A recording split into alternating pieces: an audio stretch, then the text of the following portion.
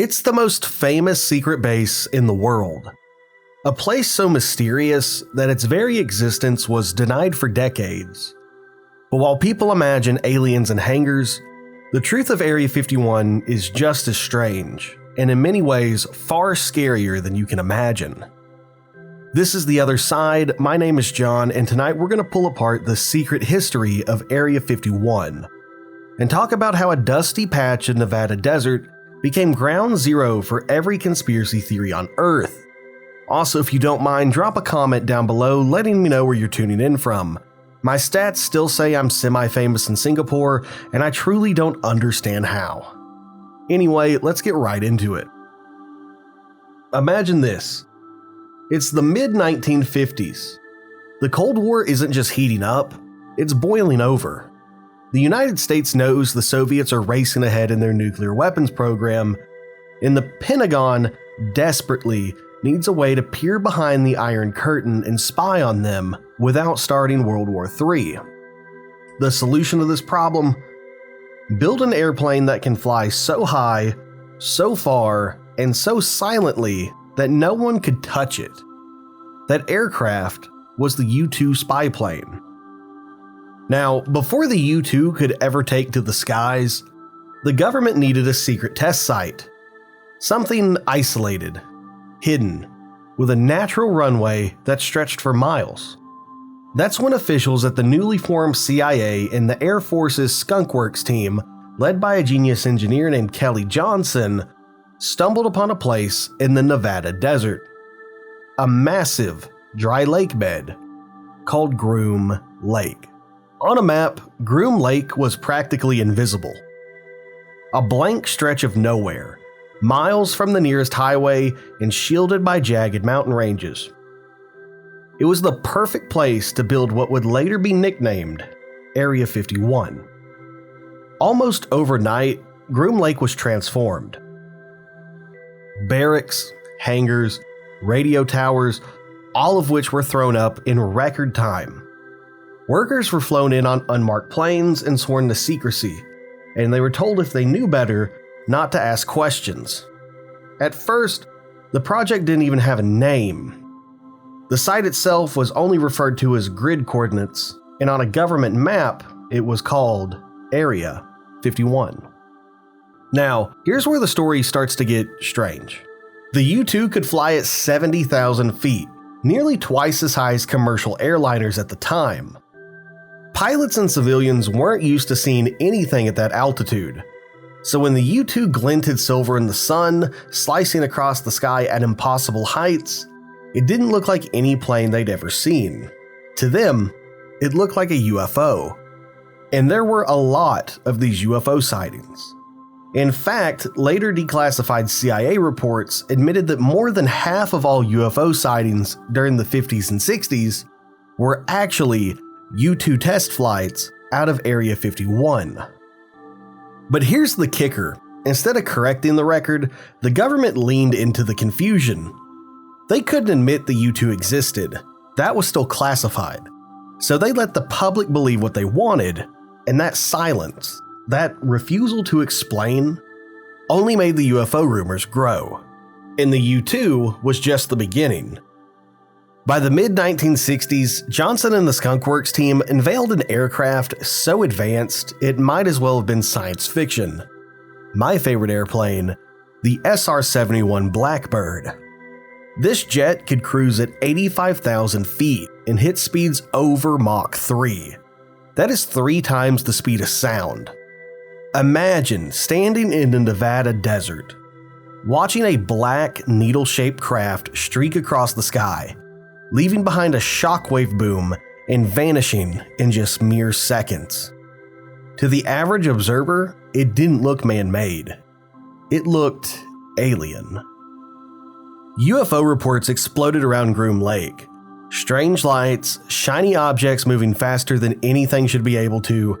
Locals swore they saw flying saucers darting through the night. In reality, they were witnessing the dawn of the most secret aviation program in history. But because the government's answer was always no comment, the myth was born. So, while the public thought aliens might be circling above Nevada, the truth was almost scarier. Those weren't visitors from another planet. They were weapons designed by us, and the government was more than happy to let the world think otherwise. The birth of UFO mania around Area 51 didn't start with aliens at all. It started with America's own secret aircraft. If the U-2 and Blackbird gave birth to Area 51's secrecy, the culture of UFOs gave it a soul. By the late 1950s, the United States was living in the shadow of the atomic bomb. The Cold War was on every front page. Duck and cover drills were being taught in classrooms, and people were looking to the skies, partially out of fear of Soviet bombers, but also out of a deeper, stranger curiosity. Because just decades earlier, something happened in Roswell, New Mexico. Something that the government said was just a weather balloon that fell to the ground. But many suspected it was much more than that. That single story, an alien spaceship crash, a government cover-up, it planted the idea in the public's imagination that we were not alone and the government was hiding it. Now, combine that paranoia with a brand new wave of strange lights streaking across the Nevada desert skies. And what do you get? A recipe for UFO mania. And right in the middle of it all was good old Groom Lake. When test pilots flew the U-2, or later the SR-71 Blackbird, they were soaring at altitudes no one thought possible at the time. 70,000, even 80,000 feet high. To a farmer in Nevada looking up from a field or a pilot cruising in a standard airliner, these craft didn't look unusual. They looked impossible. Metallic objects glinting in the sunset, long needle-shaped silhouettes racing faster than anybody had ever seen. Sometimes the sun would hit the plane's fuselage just right, creating a flash that seemed to appear and disappear instantly. To the average person, it wasn't a plane. It was a UFO. It was an alien spacecraft. The reports flooded in, and throughout the late 1950s and 60s, the U.S. Air Force's official UFO investigation, Project Blue Book, cataloged thousands of sightings, and declassified reports later revealed the shocking truth. More than half of them were directly tied to flights out of Area 51. And again, instead of correcting the record, instead of reassuring the public, the government stayed silent. They didn't admit, they didn't deny, they just let people believe what they wanted. And that silence was gasoline on a fire. By the 1960s, Nevada wasn't a desert, it was a canvas for every extraterrestrial story possible. So much so that the lonely highway leading out toward Groom Lake, the same highway where people saw all of these thousands of UFOs, it was eventually renamed the Extraterrestrial Highway. The tiny town of Rachel, Nevada, which had a population of under 100 people, sat right on that road. At its center was a humble little diner that was nicknamed the Little Alien Inn. Inside, the walls were filled with alien stickers, UFO posters, and photographs by eyewitnesses. Truckers, tourists, and UFO hunters alike sat at that bar drinking a beer and swapping stories about strange lights over the desert. Some claimed they had seen glowing orbs dart across the horizon. Others swore they were buzzed by helicopters with no markings, no insignias, just black silhouettes in the night sky. It wasn't just stories people were sharing, though. People who strayed too close to the perimeter of Area 51 began reporting encounters with mysterious figures. Not soldiers, not police, but just men in desert camouflage. They were nicknamed Camo Dudes. The stories were always the same. You're hiking, maybe camping, and you suddenly spot them. A white pickup truck parked on the ridge. Or shadowy figures standing just inside the restricted zone. They don't wave. They don't yell. They just watch. If you get too close, the trucks start to follow you. Slowly at first, then closer and closer until you turn back and go the way you came. And the second you do, they vanish just as suddenly as they appeared. And if that wasn't eerie enough, the paranoia around Area 51 only seemed to grow with the arrival of the internet. In the 1950s, a man who I would consider a ufology legend, Glenn Campbell, moved out to the Nevada desert and made it his mission to document Area 51. He mapped back roads, scouted mountain ranges, and even camped on public land overlooking the base. He would publish his findings in a quirky newsletter called the Groom Lake Desert Rat, and it included everything from base patrol schedules to crude hand-drawn maps of what he thought lay inside the perimeter of Area 51. People loved the Groom Lake Desert Rat and all of Glenn's work. His work spread across the early online message boards like lightning, sparking endless debates and conspiracy theories. At this point, Area 51 wasn't just a rumor, it was a phenomenon.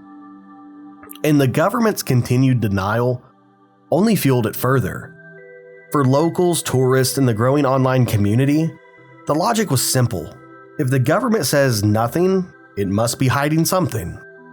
By the late 1990s, Area 51 wasn't just a base, it was a legend. But in 1989, that legend would transform into something far stranger. Because that was the year one man stepped forward with a story that changed everything. By the late 1980s, Area 51 was already a place of whispers. Locals told stories of strange lights, tourists gathered at the Little Alien to swap UFO sightings, and conspiracy theories spread newsletters and early internet forums. But then one man stepped forward and made all of this explode into the mainstream. His name was Bob Lazar. In November of 1989, a Las Vegas TV journalist named George Knapp aired an interview that would change UFO history forever. The man sitting across from him disguised his identity. His voice was calm though, almost too calm, as he described something that seemed impossible. He said he was a physicist and that he had been hired to work at a secret site near Area 51. A location he called S4. And his job was not to design planes, not to test drones, but to study flying saucers. According to Lazar, the US government wasn't just hiding spy planes in the desert, they were hiding 9 recovered alien spacecraft. His assignment was to reverse engineer the technology and figure out how it worked. He described hangars carved into mountainsides, each one housing a disc-shaped craft. He claimed their propulsion system bent gravity itself, powered by an element unknown to science at the time, element 115. He said he witnessed one of the craft being test flown. And the public reaction to this was instant. Overnight, Area 51's reputation shifted. Before Lazar, the base was mysterious, yes, but it was thought of as a testing ground for Cold War planes. After Lazar, it was the alien base. Protesters gathered outside the gates with signs demanding disclosure. UFO conferences exploded in popularity. T-shirts, bumper stickers, hats, and keychains with Area 51 and "They're Here" plastered on them sold across America. The once obscure base in the desert had become a global phenomenon. And in the middle of it was Lazar. He continued to give interviews, he drew diagrams of alien reactors, and he described how the craft tilted on its side to fly and how the pilots inside used gravity waves as if they were bending space itself. And while mainstream scientists scoffed at his claims, millions of ordinary people believed him. He didn't sound like a raving conspiracy theorist. He sounded measured, reasonable, and almost reluctant.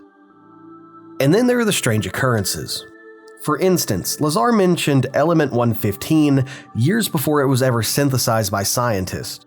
And while the modern version of the element isn't stable like Lazar claimed, believers argue the connection is uncanny. Others point out the security around Area 51 seemed to tighten dramatically after Lazar's story went public, as if the base was reacting to a breach. And then there's what happened to Lazar himself. He said his academic records at Caltech and MIT disappeared. His employment history at Los Alamos vanished. Critics use that as proof that he lied, but his supporters argue the opposite, that the government deliberately erased his past to discredit him. And maybe the strangest ripple of it all came not from science, but from the radio. Throughout the 1990s, late-night host Art Bell turned Lazar's story into a recurring theme on his show, Coast to Coast AM. Millions of insomniacs across the country tuned in, listening to Bell's voice drift through static-filled airwaves, painting pictures of saucers and hangars and government men in black. For many, it was their first exposure to the idea of Area 51, and once you heard it, you couldn't unhear it. Now, we've already covered Lazar's full story in detail on this channel, but here's the key point for Area 51. His testimony forever fused the base with extraterrestrials. Even if you don't believe a single word of it, even if Lazar exaggerated or lied, it does not matter at this point. The idea that Area 51 was home to alien spacecraft and even aliens stuck. Before Lazar, Area 51 was a secret Cold War base. After Lazar, it was the place where government kept aliens. And once that idea took root, it never left. Again, if you ask the government if Area 51 existed, their response was brutally simple. It doesn't exist. If you asked, they shrugged. If you filled a Freedom of Information Act request, they denied it. If you pointed to Groom Lake on a map, officials called it nothing but desert. And for years, that silence only deepened the paranoia. But in 2013, something strange happened. Buried inside a 400-page document quietly declassified by the CIA was a line that stunned researchers. For the first time in history, the US government publicly acknowledged Area 51. It was real. The document described the history of the U-2 spy plane program, finally confirming what many had suspected since the 1950s, that Groom Lake was chosen as a secret test site. It included dry descriptions of runways, hangars, and the painstaking process of developing the world's most advanced aircraft. But there was something missing. Not one word about aliens. Not one word about UFOs. To the government, Area 51 was nothing more than a strip of desert being used to test classified aircraft, and that was their official story. But if the CIA thought this revelation would quiet the conspiracy theorists, they were wrong. Because the admission raised more questions than it answered. If Area 51 was real, what about the stories that came with it? What about the sightings? Lights in the sky, security patrols that seemed to appear out of nowhere. If the government lied about the base existing at all, what else were they still lying about? The mystery only deepened when people looked at the daily routine of the base. Every morning at McCarran International Airport in Las Vegas, a handful of unmarked white passenger planes with a single red stripe take off. They carry no logos, no airline markings, and they're referred to as Janet airplanes. Janet is an acronym standing for just another non-existent terminal. These flights ferry workers back and forth between Las Vegas and Groom Lake. Pilots, engineers, security contractors, they're all flown in and out like clockwork. But no passenger manifest are ever made public. No one on the outside of the program knows exactly who boards those planes and what they do once they land. To this day, it remains one of the most secretive commuter airlines in the world. Old aerial photos and leaked maps show a sprawling complex hidden in the desert. Dozens of hangars, radar towers, strange dome-shaped buildings, runways long enough to land the space shuttle. Over the years, more and more structures have appeared, some massive enough to suggest aircraft bigger than anything the public had ever seen. And yet, the government still provides no details. The documentation stops just short of revealing anything beyond what we already know. And this lack of clarity has fueled suspicion.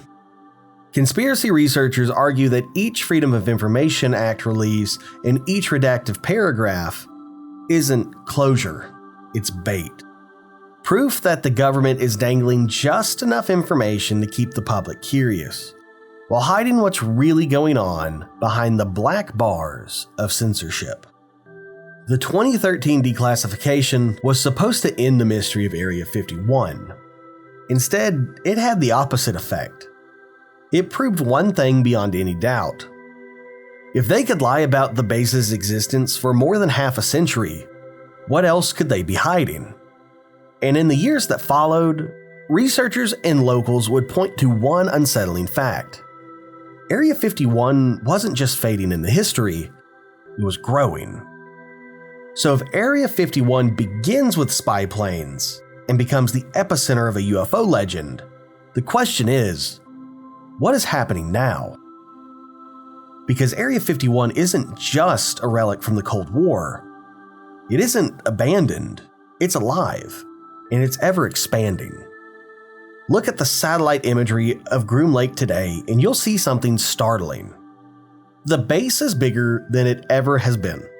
There's new hangars being built, new runways being paved, massive structures appearing in places that a few years earlier were nothing but empty desert. Some of the buildings are so large, analysts speculate they could house aircraft bigger than anything the public has ever been shown. But here's the thing. Nobody outside those gates knows what's going on inside. Officially, the base is dedicated to testing advanced military aircraft, and history backs that up. The U-2, the SR-71 Blackbird, the F-117 Nighthawk stealth fighter. All of them were born in secrecy at Groom Lake. So when people suggest today's Area 51 is testing the next generation of stealth drones, hypersonic aircraft, or even directed energy weapons, that theory doesn't sound too far-fetched. Then there's the stories. Locals still talk about lights zigzagging across the night sky, moving in ways no known plane can. Bright orbs that hover silently then vanish in an instant. Long, thin streaks of light that dart from horizon to horizon, too fast to be anything man-made. And whenever a new UFO video surfaces online, like the Navy's now famous Tic Tac encounters, people connect the dots back to Nevada. Could Area 51 be where these craft were developed, tested, or even stored? The truth is, nobody can say for sure.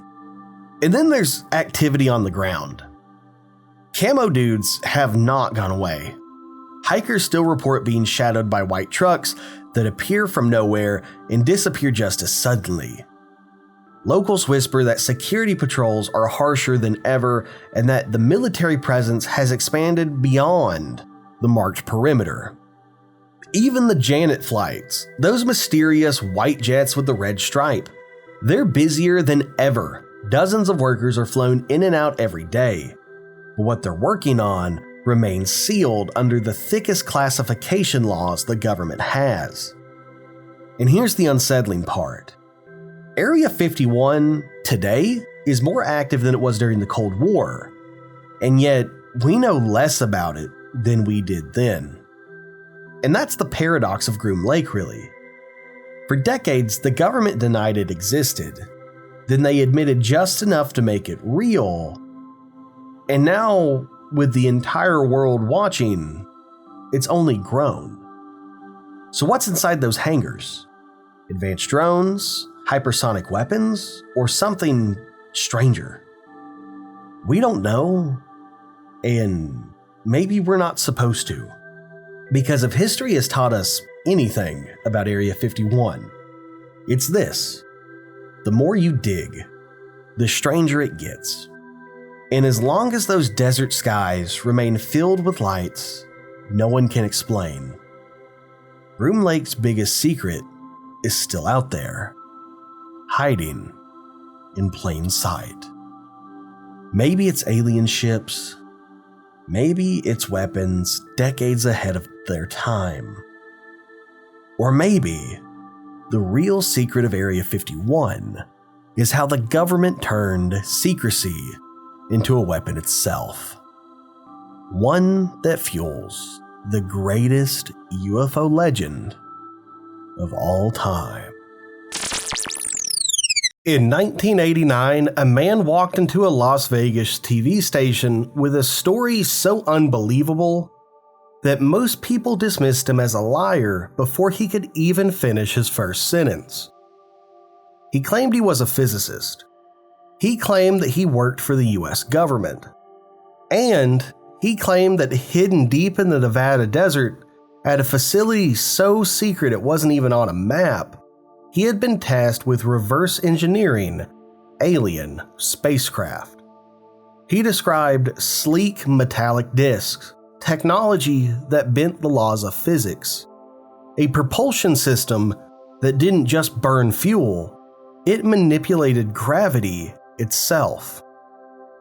And then, as if that wasn't enough, he said there were 9 of these crafts, just sitting there, waiting to be studied. His name was Bob Lazar. And within days of going public, his life was turned completely upside down. Records of his vanished. His credibility, it was attacked. And some say the government tried to erase him completely. But here's the thing. Decades later, many of the details he revealed, well, they would turn out to be disturbingly accurate. Ladies and gentlemen, my name is John, and this is The Other Side. Before we get into the meat and potatoes of Area 51 and the Bob Lazar story, drop a comment letting me know where you're tuning in from. Based on my statistics, I'm a minor celebrity in Singapore, so ni hao my Singaporean brethren. Let's get into it.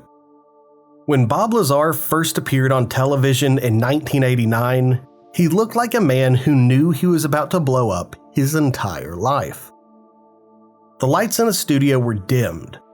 His face was hidden in a deep shadow. His voice, it was electronically distorted.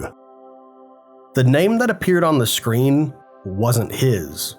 It was simply Dennis. And Dennis had a warning. He claimed the US government was hiding the single most important discovery in human history, and that by speaking out, he was putting himself in danger. But here's the thing. Before all of this happened, Bob Lazar was already kind of a legend in his own right, at least in certain circles. Back in the early 1980s, if you lived in Los Alamos, New Mexico, you might have spotted a strange sight. A beat-up Honda Civic with a jet engine strapped to the back. It was Bob Lazar's car. He would drive it to work at the Los Alamos National Laboratory, the same facility famous for helping create the nuclear bombs during the Manhattan Project, where, according to him, he worked as a physicist on high-energy particle accelerators. Lazar wasn't just some crackpot in a basement. He looked like the kind of guy who belonged in a high-security laboratory. Glasses, neat hair, a quiet but intense personality. He claimed he held degrees from Massachusetts Institute of Technology in physics and Caltech in electronics. On paper, he was exactly the kind of mind you'd want if you were working on unconventional technology. And it was his reputation as someone who could work on unconventional technology that Lazar says led to a phone call that would completely change his life. It was 1988. Lazar said he was contacted by a company called EG&G, a real defense contractor with deep government ties. They told him they had a special project and needed somebody with his unique background. The details were vague, but the money was good, and the secrecy, well, it was off the charts. The interview process was unlike anything he had ever experienced. He wasn't asked about salary requirements or given a tour of an office.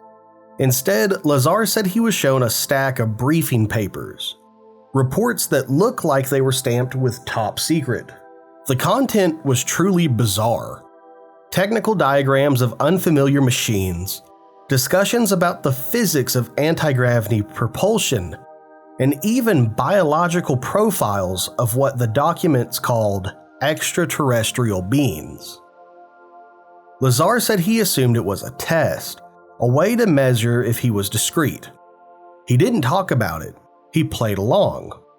A short time later, he got his clearance. The next day, they called him. They told him to report to McCarran Airport in Las Vegas. From there, he boarded a small, unmarked plane, known today as the Janet airline, and was flown into the Nevada desert. The plane landed on a long, lonely airstrip. Waiting there was a bus with completely blacked out windows. Lazar and the other passengers rode for what felt like an eternity, unable to see anything outside.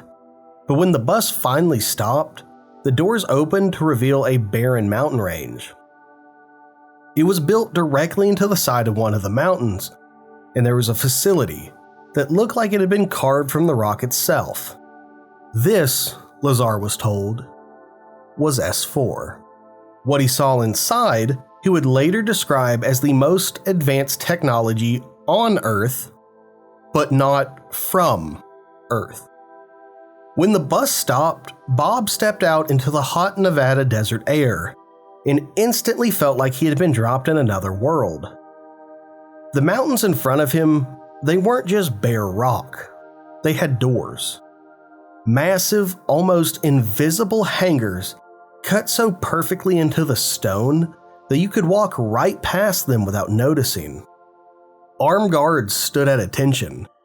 Their uniforms were plain. No patches, no names, and their eyes tracked every movement Lazar made.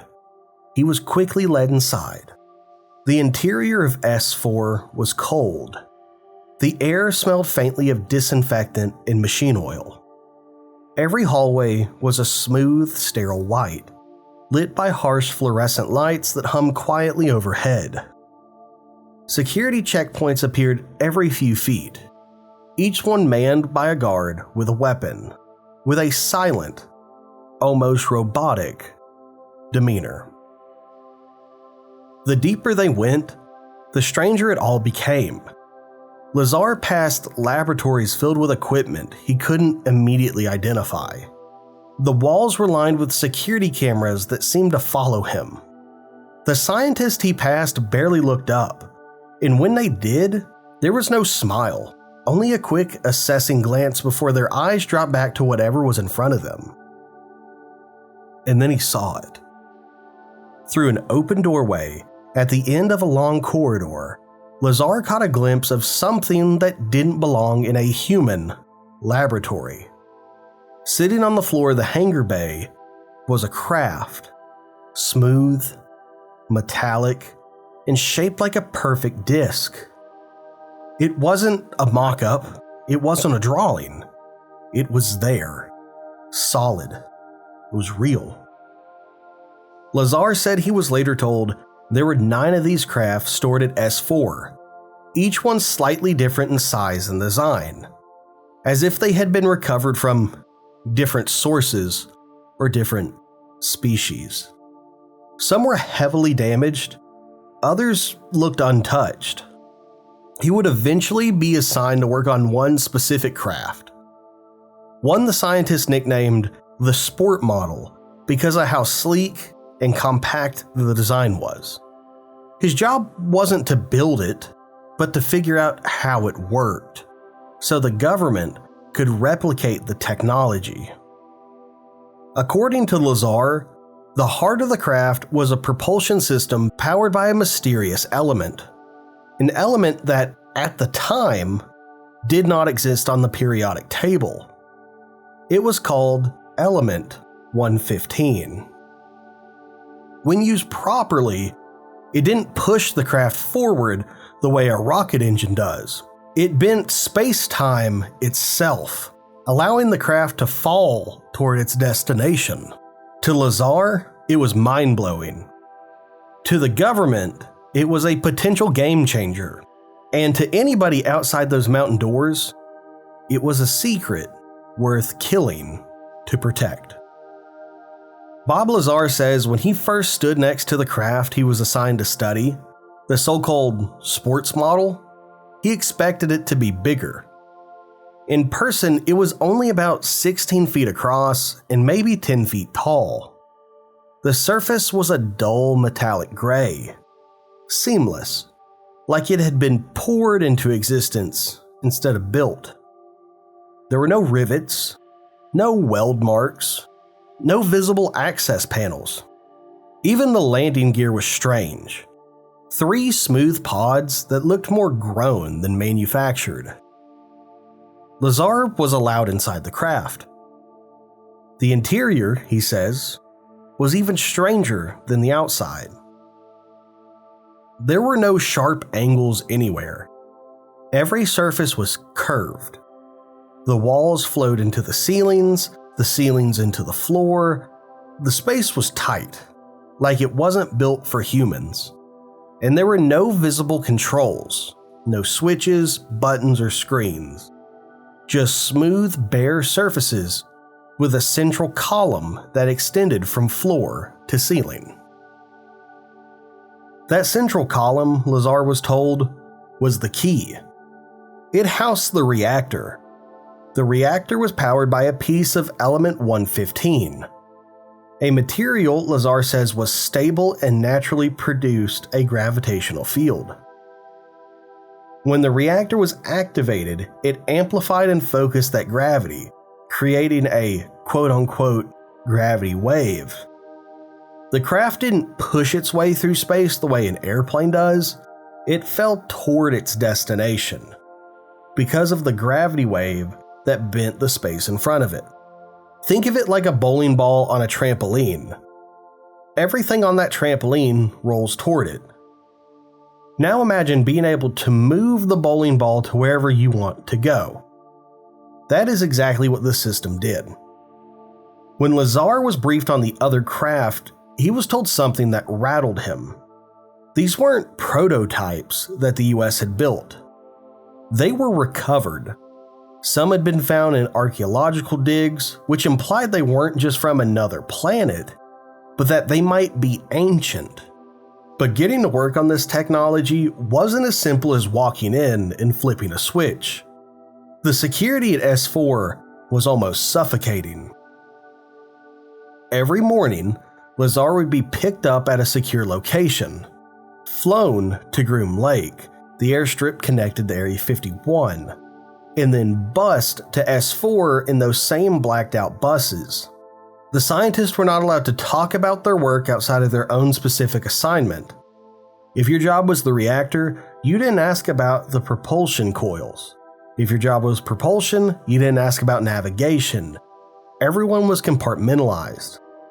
Lazar said the rules were so strict, he couldn't even talk to the other scientists in the lunchroom unless he had his assigned security escort present. Even then, most conversations were short and nervous because everybody believed they were being listened to. One day, while walking past another hangar bay, Lazar glanced inside and saw something that made his stomach drop. It was another craft, but this one had its hatch open, and standing next to it, he swears, were 2 small figures. At first he thought they were scientists in protective suits, But then he realized the proportions were all wrong. Moments later, a guard stepped in front of him, blocking his view. Without saying a word, the guard pointed him down the hallway. Lazar didn't see those two alien-looking figures again. But that brief glimpse left him with a chilling thought. Maybe the real secret at S4 wasn't just the technology. Maybe it was who or what the technology came from. When Bob Lazar first spoke publicly in 1989, one of the most outrageous parts of his story wasn't even the UFOs. It was the fuel source he claimed they used. He said the heart of the sports model craft's reactor was powered by something no scientist on Earth had ever handled before: element 115. Now, at the time, the periodic table only went up to 109. The idea of an element 115 wasn't just unproven, it sounded like science fiction. Lazar insisted it was real, that it wasn't a man-made element like uranium or plutonium, and that it had extraordinary properties. Like, when hit with the right kind of radiation, it produced its own gravity field. This, he claimed, was the secret to the propulsion system. Once again, the reactor didn't push the craft forward. It bent the space ahead of it, making the craft fall toward its destination. It could hover without visible support, accelerate instantly without throwing passengers against the walls, and make sharp turns that would tear apart any conventional aircraft. The problem was, there was no evidence element 115 even existed. The scientific community dismissed the claim immediately. The periodic table, they said, was well understood, and any element that high would be so unstable it would decay in less than a second. If Lazar was telling the truth, they argued, he'd be holding proof of an entirely new branch of physics in his hands. But when reporters asked to see a sample, Lazar couldn't produce one. Skeptics pounced. They dug into his background and pointed out that there were no records of him attending MIT or Caltech. No classmates who remembered him.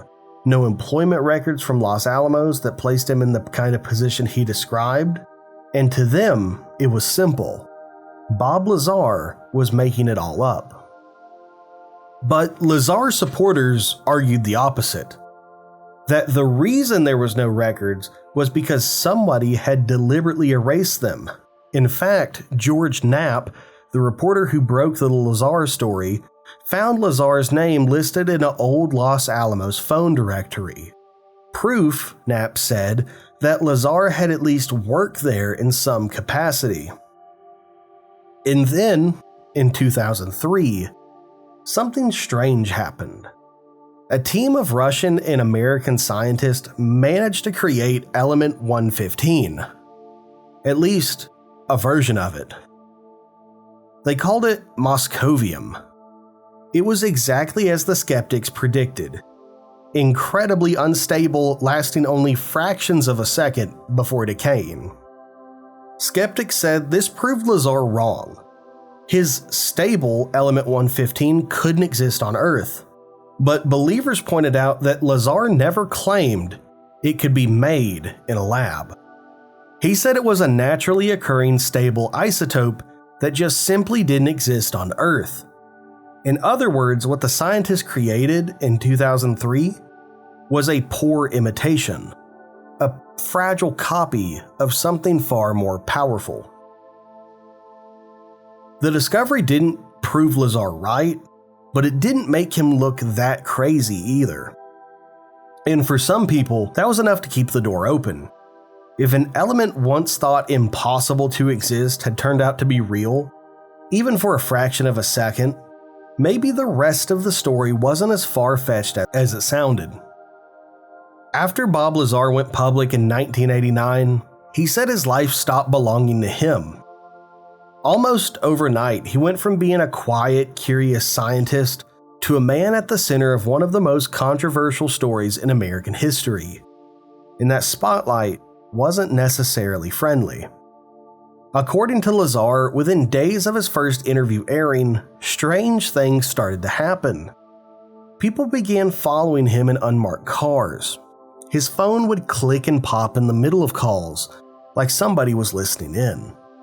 And most troubling of all, places he swore that he had worked at, like MIT, Caltech, and Los Alamos, suddenly had no record of him ever being there. Friends he had known for years said they were visited by men in suits asking questions about him. Former colleagues stopped returning his calls.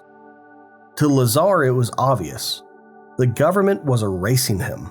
And whether you'd like to believe that or not, something was happening behind the scenes, because Lazar's career never recovered. He left the scientific world and opened a business called United Nuclear, selling scientific equipment and chemicals to hobbyists, schools, and researchers. For a while, it was quiet and Lazar stayed mostly out of the UFO spotlight. But in 2018, documentary filmmaker Jeremy Corbell convinced him to tell his story again. The result was a documentary called Bob Lazar, Area 51 and Flying Saucers. The film reignited public interest in Lazar's claims, and apparently somebody else was interested as well. While Corbell was filming, Lazar says he noticed increased surveillance, strange cars parked near his property, unfamiliar faces showing up in places they didn't belong. Corbell himself claims that he and Lazar had to be careful where they spoke, assuming rooms were bugged by the government. Then in 2017, just before filming wrapped, something happened that Corbell called straight out of a movie. Lazar's business, United Nuclear, was raided by the FBI. Officially, the raid was tied to an investigation of the possible illegal sale of toxic chemicals. But Lazar believes it was something else entirely: the search for element 115. He had mentioned in interviews that he once possessed a small amount of the material during his time at S4. And in Corbell's documentary, Lazar says the agents didn't just look for paperwork or hazardous materials, they questioned him in detail about his past work, S4, and element 115. To Lazar, it was a confirmation of what he had been saying all along. They never stopped watching him. And decades later, they were still willing to show up unannounced with a small army of agents, just to make sure he wasn't keeping any alien secrets. The raid left Lazar shaken. In the documentary, you can see it. He's not smiling, he's not excited about the attention. He looks tired, exhausted even. For him, this wasn't an adventure, it was a reminder that telling the truth, or at least his truth, came with a price he's been paying for 30 years. And it made some people wonder, if Bob Lazar is just a liar making it all up, why the hell is the government still knocking on his door? For decades, Bob Lazar's story has existed in a strange no man's land between fact and fiction. And part of the reason it's never gone away is because, frustratingly, there's just enough evidence to make you wonder, and just enough contradiction to make you doubt. Let's start with the things that seem to support him. First, in 1989, before Area 51 was widely known, Lazar correctly described details about the base that were later confirmed. He mentioned flight patterns, the existence of a dry lake bed at Groom Lake, and the location of certain hangars. Years later, declassified documents and satellite imagery matched those descriptions. Second, the infamous Los Alamos directory. Skeptics claim Lazar never worked at the Los Alamos National Laboratory, but journalist George Knapp found Lazar's name in an old employee phone book. Even more compelling, a Los Alamos Monitor newspaper article from the 80s profiled Lazar as a, quote, physicist at Los Alamos. This included a photo of him standing in front of a particle accelerator. And third, the Wednesday night UFO flights. Lazar claimed that the test craft at S4 were scheduled on specific evenings. In the late 80s, he took friends to a ridge overlooking the restricted airspace. Multiple people, including one with a video camera, captured strange lights darting and maneuvering in ways that no known aircraft replicate. But here's where the problems start.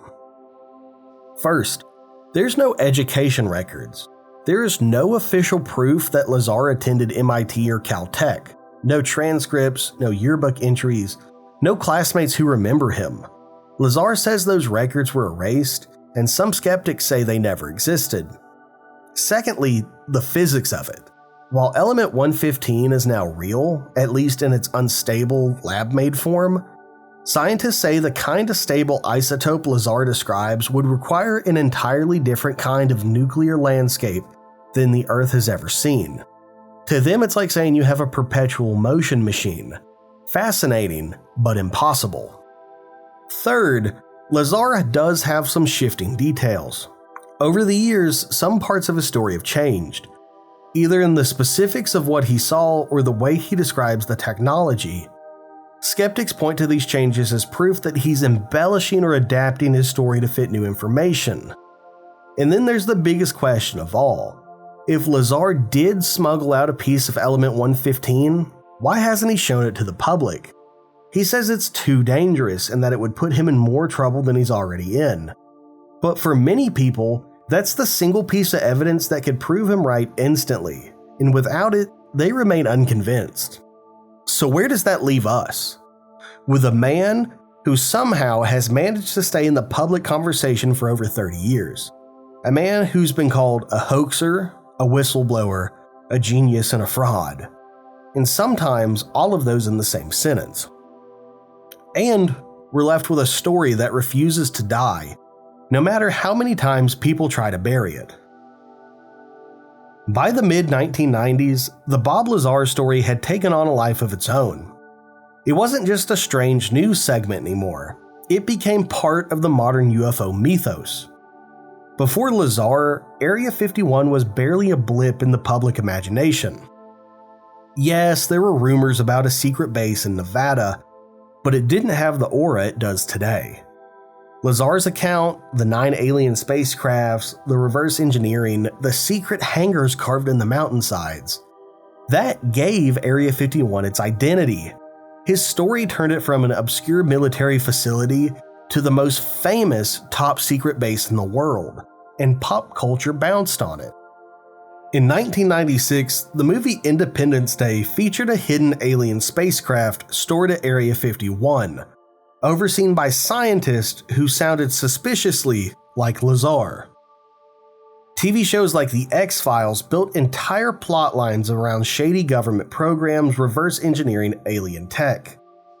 Even video games like Grand Theft Auto and Call of Duty have tucked nods into S4, Element 115, and Lazar's claims. And then, in 2019, something bizarre happened. A joke Facebook event called Storm Area 51, They Can't Stop Us All, went viral, attracting over 2 million RSVPs. The idea? Rush the gates at the base and, quote, see them aliens. The US Air Force had to issue public warnings telling people to not try this. While it ended up as more of a desert music festival than an invasion, the very fact that it happened showed just how deep Area 51, and by extension Bob Lazar, had sunk into the public consciousness. Meanwhile, Lazar himself has never really embraced celebrity. Unlike many conspiracy figures, he doesn't tour the UFO conference circuit or churn out books. He's turned down most interview requests, and in the few appearances he has made, like in Jeremy Corbell's documentary, he comes across not as a man cashing in on a story, but as someone who almost regrets ever telling the story. And maybe that's why part of the story endures. He doesn't act like somebody desperate for fame. He doesn't seem to be getting rich off of this. If anything, he seems tired of all the bullshit. But his claims, and the mental images of those 9 alien craft sitting in a desert hangar, have shaped how millions of people imagine the UFO mystery. For believers, he's the ultimate whistleblower. For skeptics, he's full of shit and the most effective hoaxer in UFO history. And for pop culture, He's the man who gave Area 51 its legend. Bob Lazar's claims may be the most famous, but they're just the tip of the iceberg. Over the years, the Nevada desert has been a breeding ground for stories. Some whispered by locals, others leaked by supposed insiders about what else might be hidden behind the base's towering fences and armed patrols. Some are plausible, some are downright ridiculous, and some are so bizarre that if even 1% of them were true, the world would never be the same. The first rumor takes us back to the late 80s and early 90s. Aviation spotters, the kind of people who spend their weekends camped out near restricted airspace with long-range lenses and radio scanners, begin reporting strange sonic booms over Nevada and Southern California. But these weren't the sharp cracks you'd get from fighter jets breaking the sound barrier. These were deep, rolling, almost heartbeat-like pulses. They were perfectly spaced out. Some listeners said it was like a giant, massive drum beating somewhere in the sky. Others swore they could feel vibrations in their chest. Whispers started about an experimental spy plane called Aurora, a wedge-shaped craft that could supposedly fly above Mach 6, high enough to be invisible to radar and fast enough to outrun any missile on Earth. According to these rumors, Aurora used something called a pulse detonation wave engine, which might explain the strange rhythmic booms. No proof ever surfaced, but in 1992, an entry in a classified Pentagon budget line item for quote, black projects listed a sudden jump in spending, almost $9 billion more, right when Aurora sightings peaked. Officially, the US government has denied the program even existed. Unofficially, it's become one of the most persistent Area 51 legends ever told. Then there's rumors of a very different kind of research. According to multiple supposed whistleblowers, somewhere deep inside Area 51, there's a medical wing. Clean, white, sterile. And that is where the bodies of extraterrestrials are being preserved. Some say these bodies come from the infamous Roswell crash of 1947, where a disc-shaped craft allegedly went down in the New Mexico desert, had provided the military with both alien technology and alien biology to study. The most famous evidence was a grainy black and white video released in 1995, supposedly showing doctors in hazmat suits dissecting a gray-skinned being with a large bulbous head and black almond-shaped eyes. The footage swept the world, it aired on TV specials, it was debated in newspapers. Years later, the filmmaker admitted it was staged, but the damage was done. Millions of people had already burned the image in their minds, and for them, the idea of an alien body at Area 51 was a permanent possibility. Even today, people living near the Nevada Test and Training Range report seeing lights that defy logic. Bright orbs that hover silently for minutes before shooting straight up and vanishing. Triangular formations that glide across the night sky with no sound at all, then tilt and vanish in a split second. In the 1990s, a small group of UFO enthusiasts actually started camping out on public land just outside the restricted zone. They'd bring lawn chairs, cameras, and binoculars hoping to catch a glimpse. Some left with shaky camcorder footage showing white glowing balls moving in ways no known aircraft could. Skeptics say it's experimental drones. Believers say it's something not of Earth. Then we get to the deeper, like literally deeper, rumors. According to some former workers and conspiracy theorists, Area 51 is just the entrance to a sprawling network of underground tunnels and chambers stretching hundreds of miles. These tunnels supposedly connect to other classified facilities, like Dugway Proving Ground in Utah, or even the more secretive base under Papoose Lake. Some maps drawn by whistleblowers show massive freight elevators capable of lowering entire aircraft underground, and a subterranean maglev train shuttling people between locations at hundreds of miles per hour. A few of these claims come from people who say they worked there, describing a sense of descending forever in an elevator before reaching a level so deep they could no longer feel surface vibrations. What was down there? Labs, hangars, and some stories, things that weren't human. Then we get to the point where the rumors start to sound like science fiction gone wild. Some claim Area 51 has tested directed energy weapons, capable of knocking satellites out of orbit.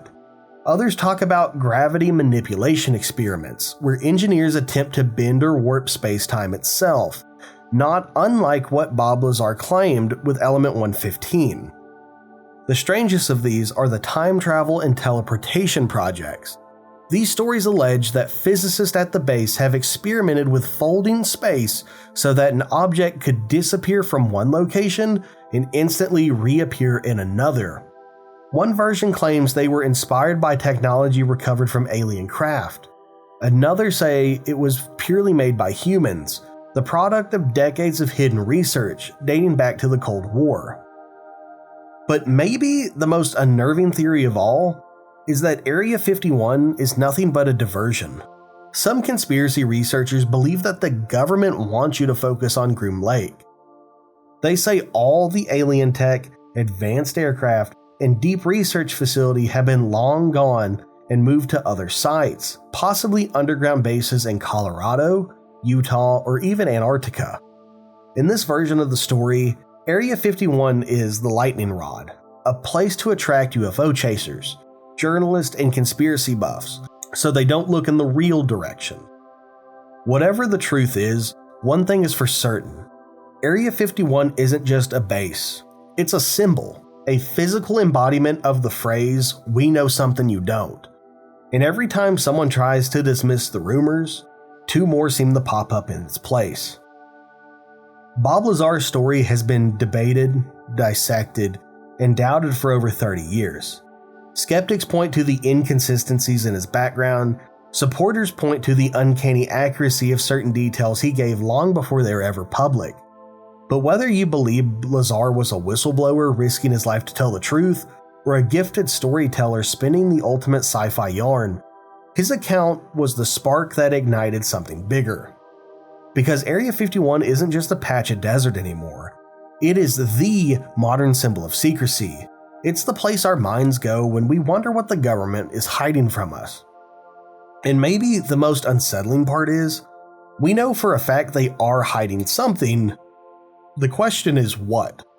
We've heard the rumors, spy planes faster than bullets, alien autopsies deep underground, lights in the sky that move like living things, tunnels stretching for miles connecting unseen cities beneath our feet, and experiments that flirt with the edges of time and reality itself.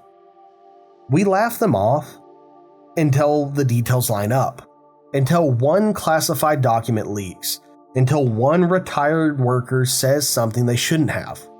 And then, in the back of your mind, a question starts to grow. If even one of these stories is true, just one, then the world we think we live in isn't the real one. The fences, the guards, the endless miles of desert, they're not just keeping something out, they're also keeping something in. And somewhere, right now, under a stretch of Nevada sand, the truth is sitting in a hangar, waiting for the day someone finally sees it.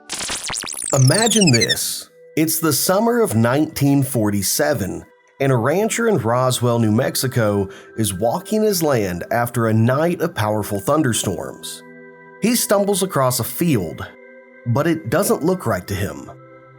The ground is littered with strange silvery debris that bends like metal but snaps back into shape, almost like it's alive.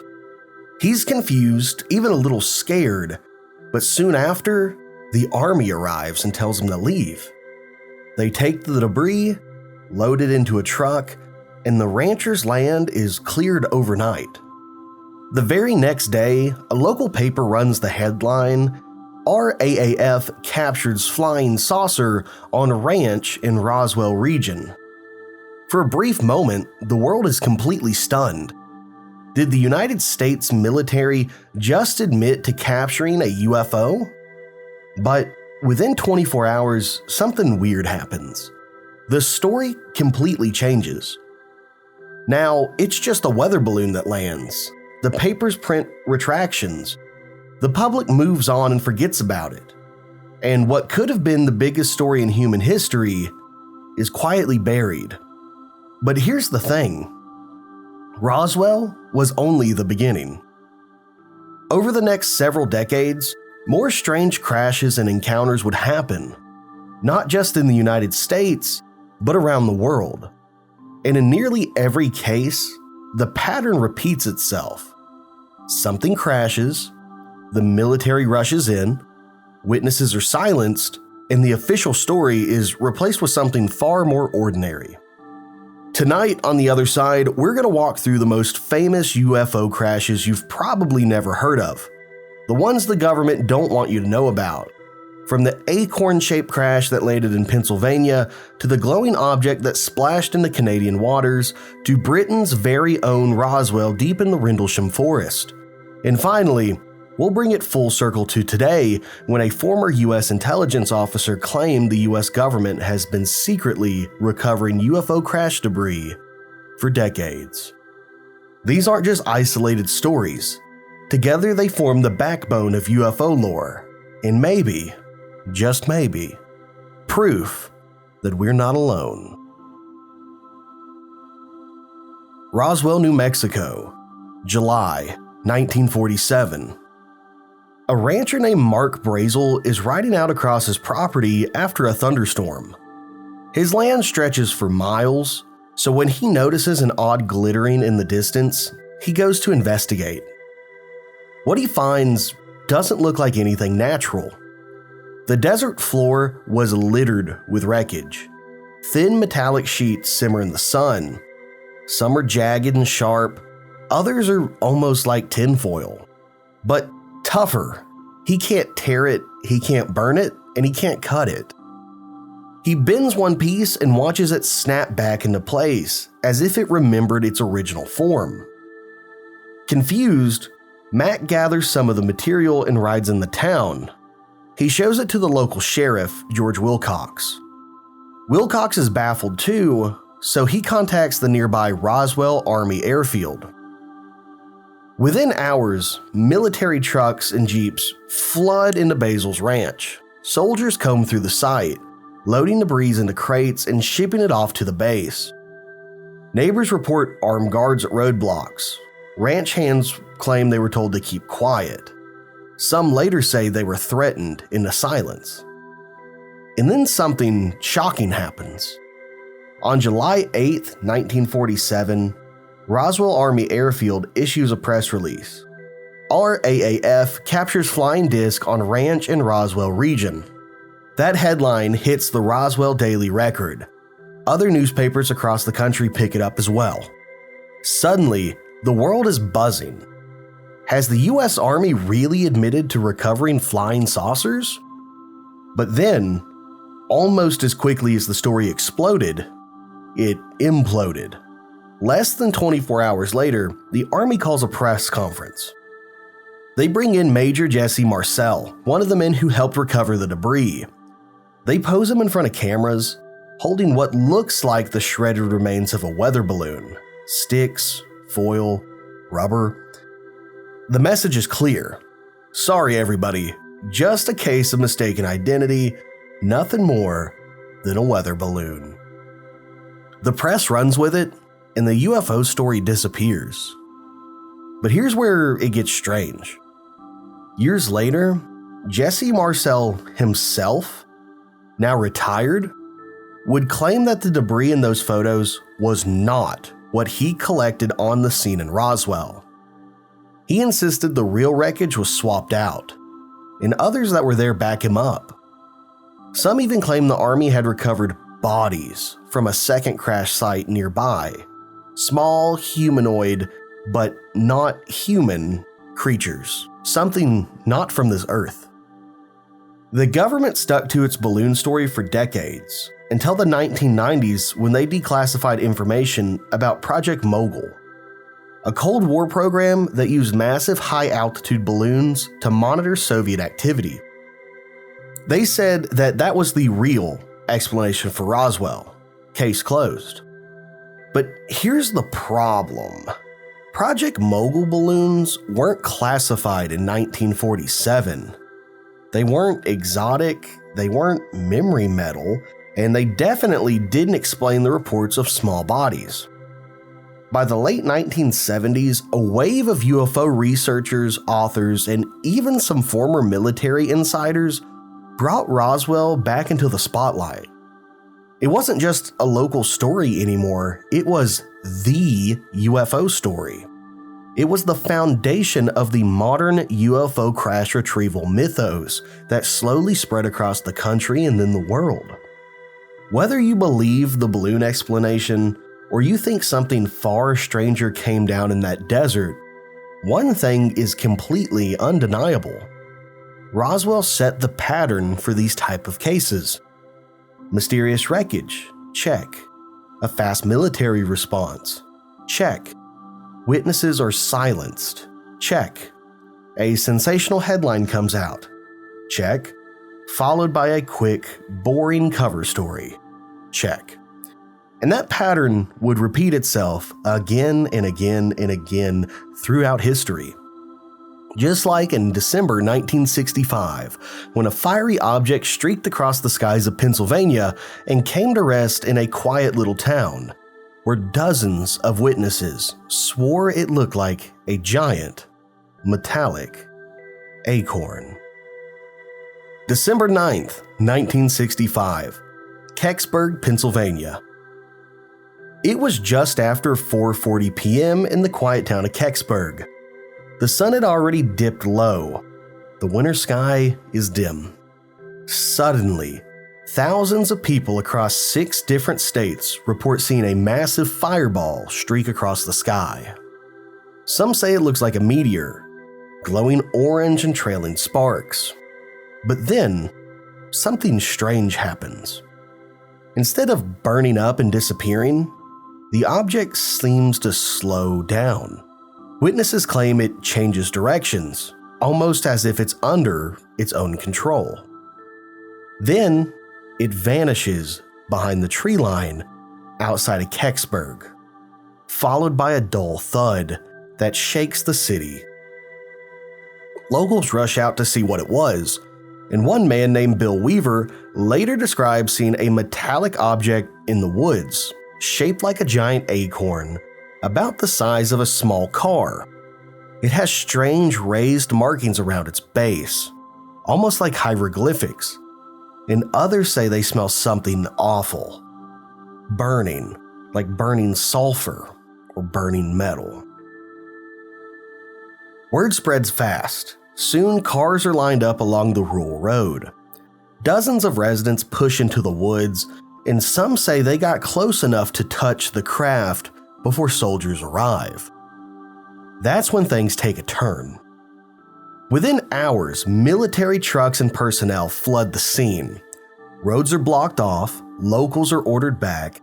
Eyewitnesses later describe soldiers going into the woods, setting up floodlights, and loading something large and metallic, that is, onto a flatbed truck covered with a tarp. From that point forward, the narrative splits. The official version is simple. Nothing unusual was found in the woods. According to the government, the fireball was just a meteor, no crash, no craft, no retrieval. But the eyewitness accounts tell a completely different story. Town residents insist the military recovered something strange that night. Local radio even reported live that a mysterious object had been found. One reporter, John Murphy, allegedly photographed the object only to have his film confiscated by the military. Later, Murphy produced a radio documentary about the crash, but it was heavily censored by the government, with key parts mysteriously removed. Over the years, researchers have speculated endlessly about what the Kecksburg object really was.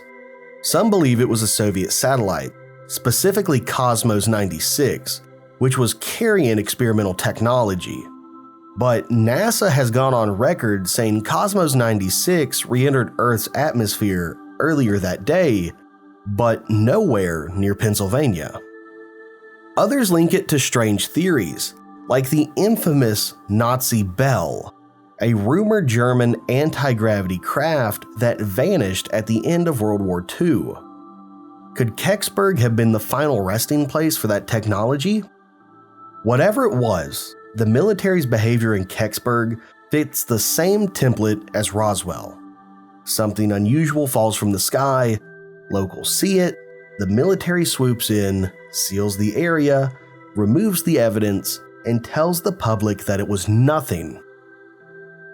For most people, the official story was enough, but for the residents of Kecksburg, that night never sat right. They knew what they saw. And just 2 years later, in 1967, another crash would happen, this time in Nova Scotia. A glowing object plummeted into the icy waters of a Canadian harbor, witnessed by dozens of individuals, including law enforcement. And unlike Kecksburg, this time the government had to admit that something really did come down. October 4th, 1967, Shag Harbor, Nova Scotia. It's just after 11:20 p.m. in the tiny fishing village of Shag Harbor, Nova Scotia. A group of friends are driving along the coast when they spot something strange in the sky. At first, it looks like a bright object, glowing orange with flashing lights, silently gliding over the low water. Suddenly, it tilts, dips, and slams into the harbor. A loud whoosh echoes through the shoreline. The witnesses watch in shock as the object floats on the surface, glowing faintly before slowly sinking into the icy Atlantic waters. They panic. Some think it's a plane crash. They rush to the nearest phone booth and call the Royal Canadian Mounted Police. The RCMP race to the harbor, and what they find is chilling. Dozens of locals are pointing out toward the water where a strange yellow foam now bubbles on the surface. The Coast Guard's called in. Boats fan out into the harbor. Searchlights sweep across the black water. But there's no wreckage to be found. No bodies. Nothing out of the ordinary. Just that strange foam now slowly stretching across the waves. And here's where this case breaks the mold. Unlike Roswell or Kecksburg, the Canadian government doesn't deny that something crashed that night. In official reports, they openly stated, yes, an unidentified flying object hit the harbor. They even filed it with Canada's Department of National Defense as a, quote, UFO report. But instead of clarity, the official acknowledgement only deepens the mystery. For days after, Navy divers scoured the seabed. Locals reported seeing ships anchored offshore with floodlights, searching night after night. Some claim divers actually found something under the water and quietly removed it. Others say the Navy suddenly shifted its operation further down the coast, hinting that the craft may have moved on its own, traveling underwater before disappearing completely. The government explanation, though, they didn't have one. They ruled out conventional aircraft. There were no missing planes in the region that night, and meteors don't float on water. Also, nothing man-made fit in the witnesses' descriptions. To this day, Shag Harbor remains one of the most credible UFO cases ever reported, largely because of who witnessed it. Now, we're not talking about farmers or late-night truckers. We're talking about police officers, Coast Guard personnel, Navy divers, and all of these people are on record. People with training, credibility, and no reason to lie have vouched for this. And once again, the pattern emerges. Something strange crashes. Authorities swarm the site. Evidence vanish. and the public is left with a mystery and a vague explanation. But in this case, the government had to admit they didn't know what it was. But this wouldn't be the last time a UFO incident would shake military credibility. 13 years later, on the other side of the Atlantic, a group of US Air Force officers stationed in England would stumble onto a case that became known as Britain's Roswell. And this time, it wasn't a crash, it was something even stranger. December 26th, 1980. It's just after midnight at RAF Woodbridge, a US Air Force base leased in Suffolk, England. Suddenly, airmen on duty spot strange flickering lights in the nearby trees. At first they assumed it's a downed airman. Two men, John Burroughs and Jim Peniston, are dispatched to the forest to investigate. And what they find is anything but a plane crash. Throughout the fog and shadows, they see a triangular craft, about 9 feet long, sitting on 3 legs in a small clearing. Its surface is black and glassy, with colored lights pulsating across its edges. Peniston approaches, placing his hand on the craft, and to his shock, the surface feels warm and smooth, almost like polished stone.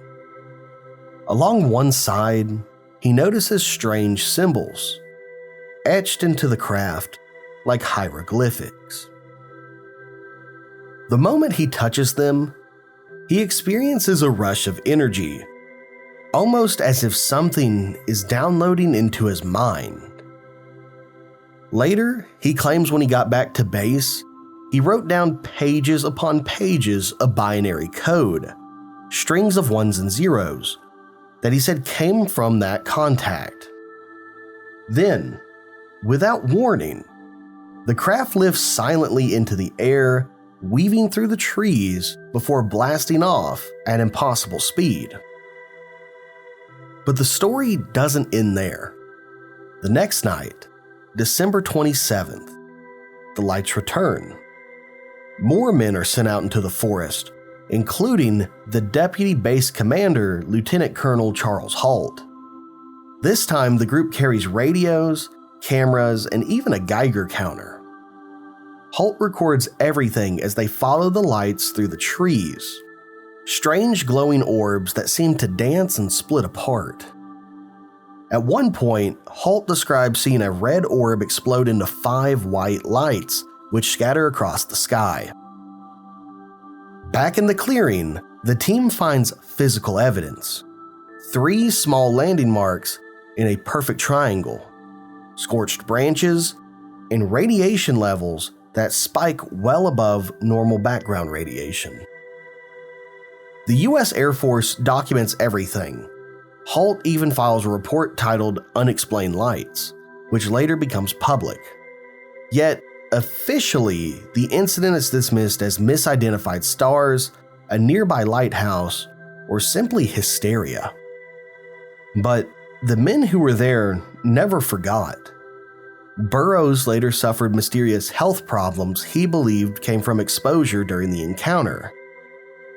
Peniston stands by his story, claiming that the binary code he wrote contained coordinates to ancient sacred sites around the world. Halt insists to this day what he and his men witnessed was no lighthouse. It was a craft under intelligent control. Rendlesham is often called Britain's Roswell. While no crash retrieval was ever reported, it fits perfectly into the pattern. Multiple credible witnesses, physical evidence, and an official cover story that doesn't match what the witnesses experienced. By this point, a clear picture was forming.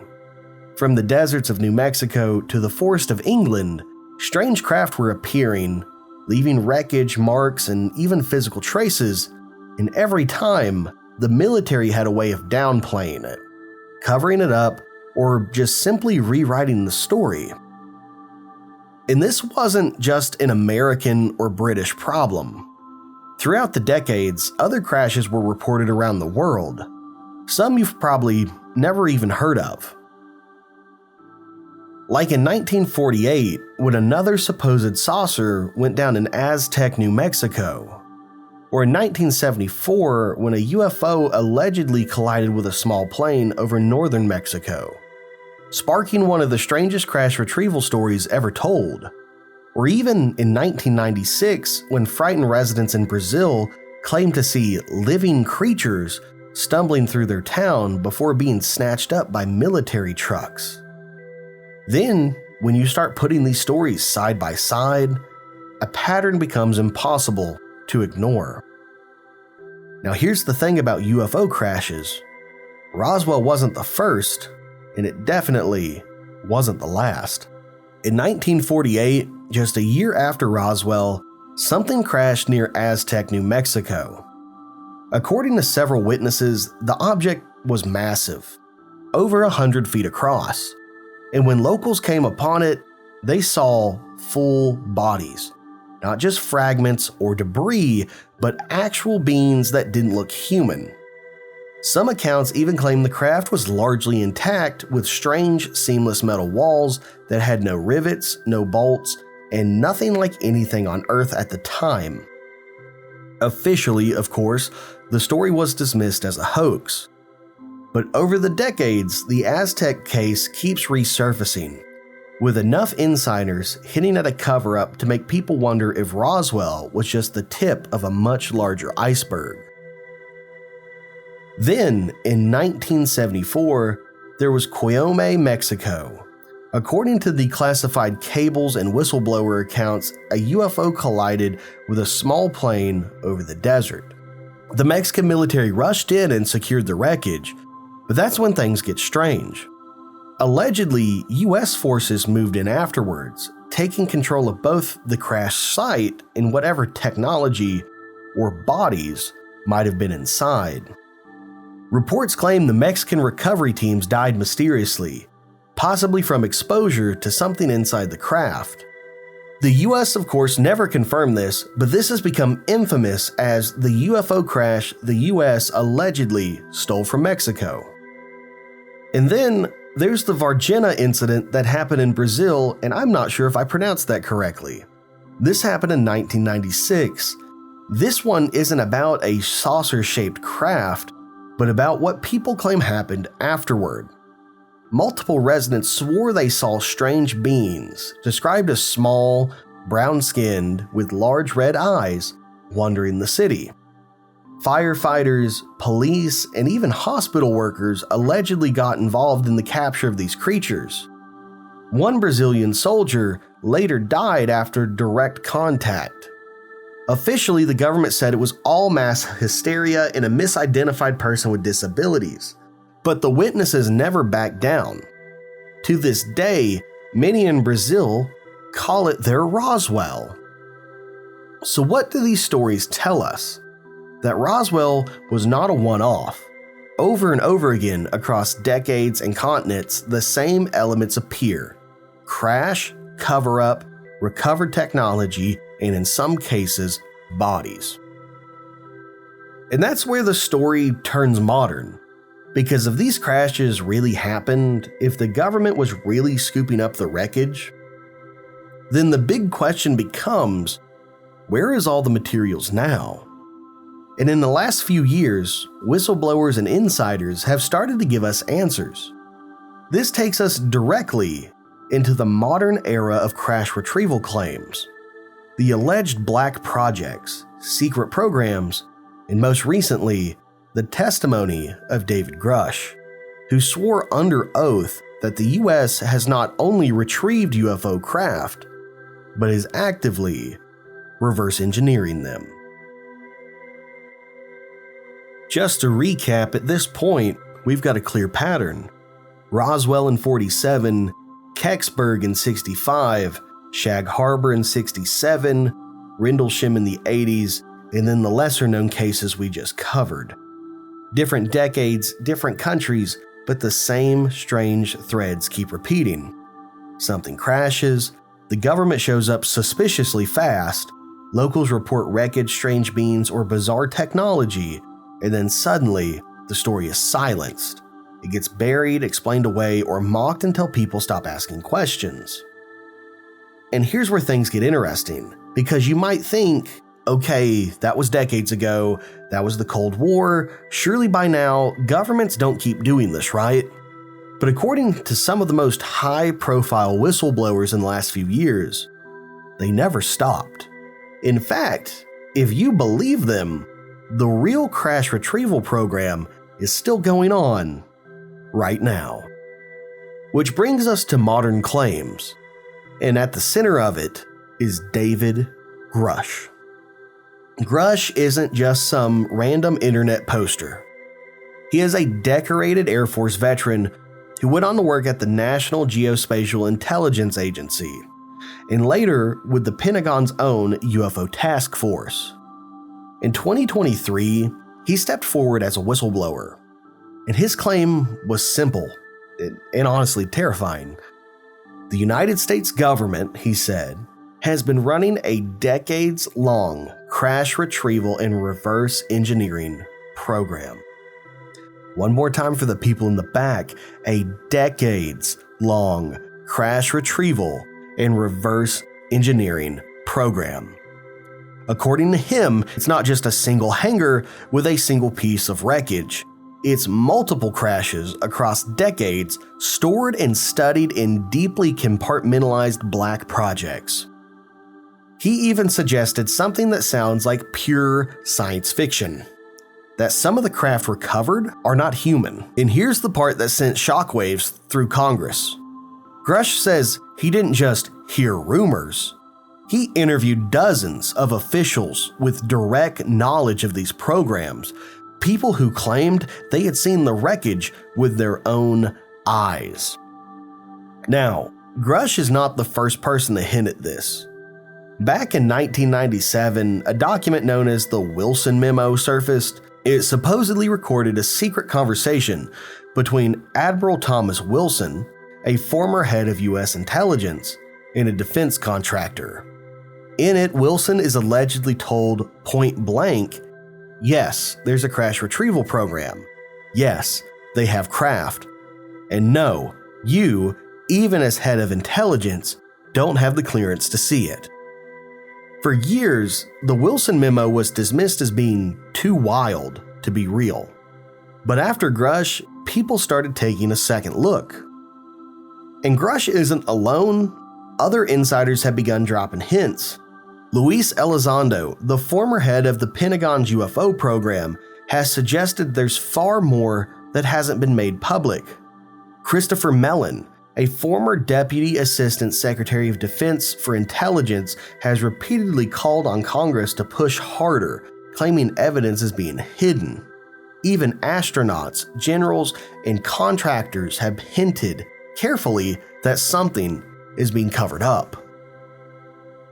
So here's where we're at. If Grush is telling the truth, then all those old stories, Roswell, Kecksburg, Shag Harbor, they weren't isolated myths. They were just the tip of the iceberg. Evidence of a pattern that's been quietly repeating itself for nearly 80 years. And if that's true, right now, somewhere behind locked hangar doors and classified briefings, the world's government may be sitting on technology not of this earth. For decades, stories of UFO crashes have lingered on the fringes, whispered about in bars, debated in late-night radio shows, passed down in UFO conferences like folklore. Roswell, Kecksburg, Shag Harbor, Rendlesham, each one is different. Still, they share the same pattern. It's a pattern that repeats itself, and it's really hard to replicate. But here's the thing. For the longest time, these were just stories. Tabloid fodder. UFO lore. If you brought them up, people laughed at you. Then in 2023, everything changed.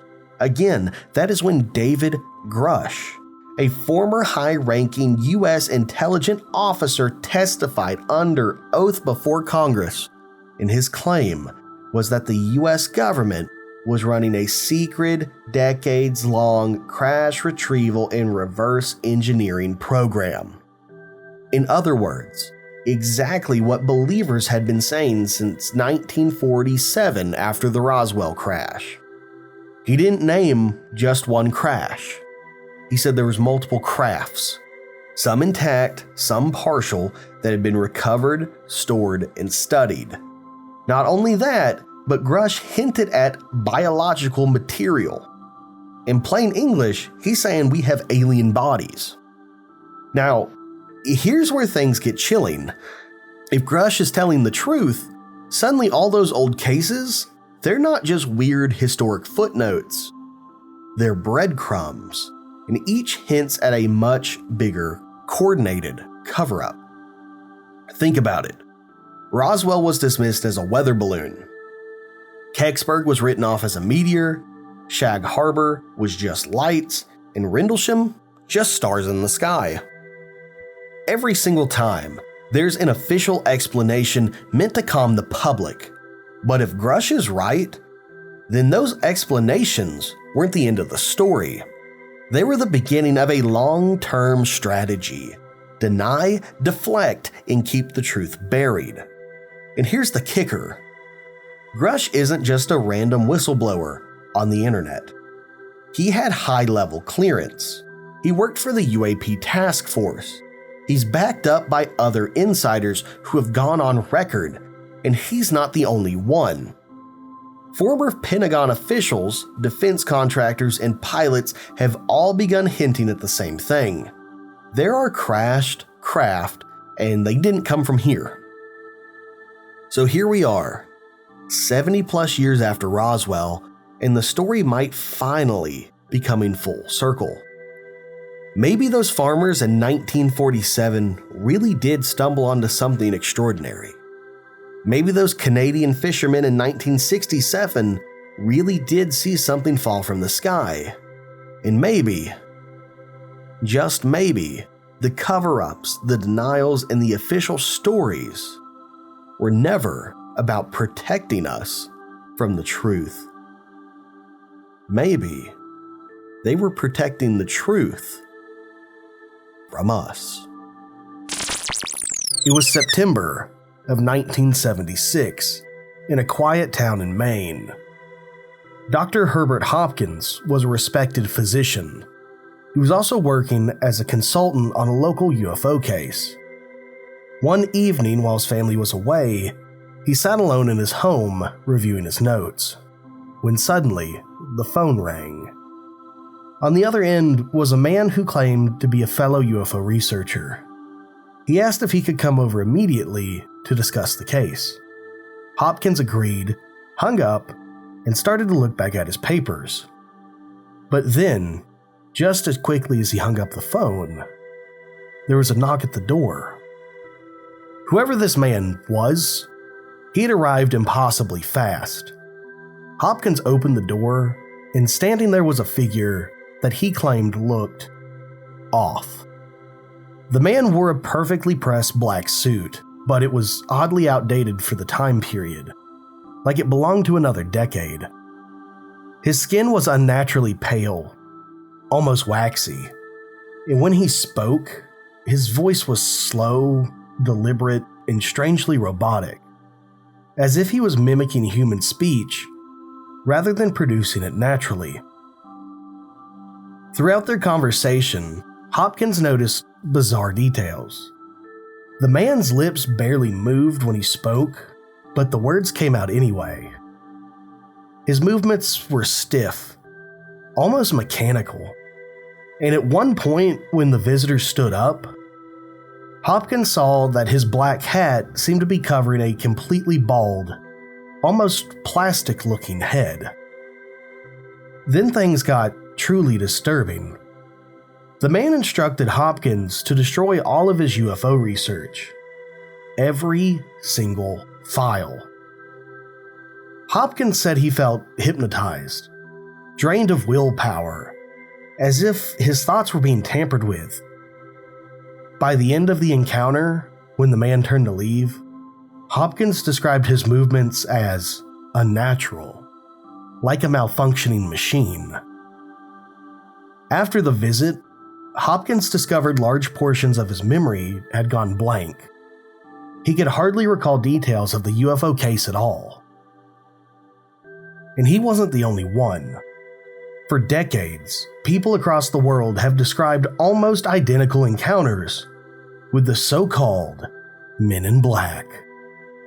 So the question is, who or what are they? Are they government agents, shadowy enforcers of a UFO cover-up, paranormal entities in human form, or something even stranger?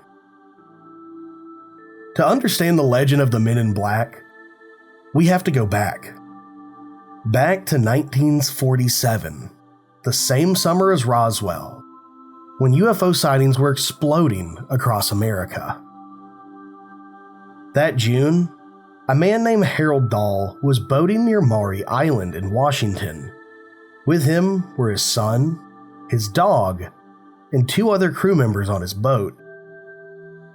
Suddenly, 6 massive donut-shaped crafts appeared in the sky. One of them sputtered, as if malfunctioning, and began to rain molten debris.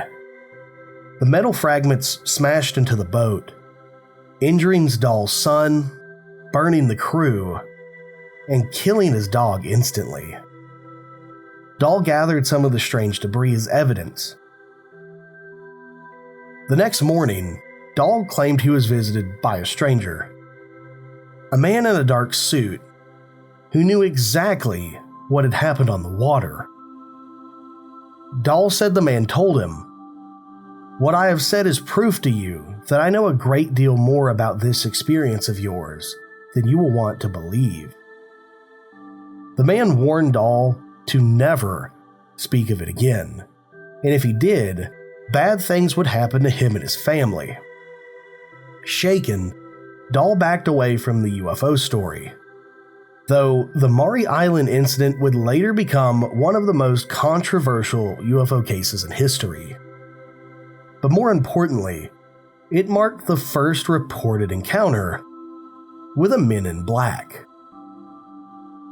A few years later, in the 1950s, another figure would take the legend even further. Albert K. Bender was a UFO obsessive. He created the International Flying Saucer Bureau, the very first worldwide organization dedicated to flying saucers. His group connected people across the globe, published newsletters, and collected sighting reports. Bender truly believed he was on the edge of exposing the truth when it came to UFOs. But then, the visits began. Bender later described being confronted by 3 men dressed in black suits with glowing eyes. They didn't just intimidate him, they terrified him. He said they could appear suddenly in his home, even in locked rooms. And when they spoke to him, it felt like their words were pressing into his mind rather than coming from their mouths. In his own words, Bender later wrote, "They made me promise to stop delving into the saucer mystery. I was also told I would be closely watched. I was not frightened. I had been made to comply by the pressure they had put upon me." Not long after these encounters, Bender abruptly shut down the International Flying Saucer Bureau. His official explanation? Quote, "I have been advised not to divulge the secret I have learned in my research. The answer to the flying saucer mystery is known, but the world is not ready for it." Both Harold Dahl's warning and Albert Bender's intimidation created the foundation of the Men in Black myth, and the similarities between the two are impossible to ignore. Both involve UFO witnesses or researchers. Both describe mysterious men who appear and they seem to know too much. And both end the same way, with silence, fear, and UFO secrets buried. From the very beginning, the men in black weren't just mysterious visitors. They were enforcers. Whether government agents, aliens, or something else entirely, their role was always the same: to keep the truth from ever getting out. Both Harold Dahl and Albert Bender describe being silenced by mysterious men in black suits. Their stories, one on the waters of Maury Island, the other in the living room of a UFO researcher, became the foundation for the Men in Black mythos. But here's the problem. Not everyone agrees on what these figures actually were. Some believe the answer is very simple: that the Men in Black were nothing more than government agents, sent to intimidate UFO witnesses during the height of the Cold War. But others insist that these visitors were not human at all. Their pale skin, their mechanical speech, their otherworldly presence, their unhuman nature. These weren't government G-men, they were something far stranger. This split has haunted the Men in Black legend ever since, and it leaves us with two very different possibilities. Were the Men in Black spies, or were they monsters? Let's start with the rational explanation: government intimidation. In the late 1940s and 50s, UFO sightings were everywhere, and so was paranoia.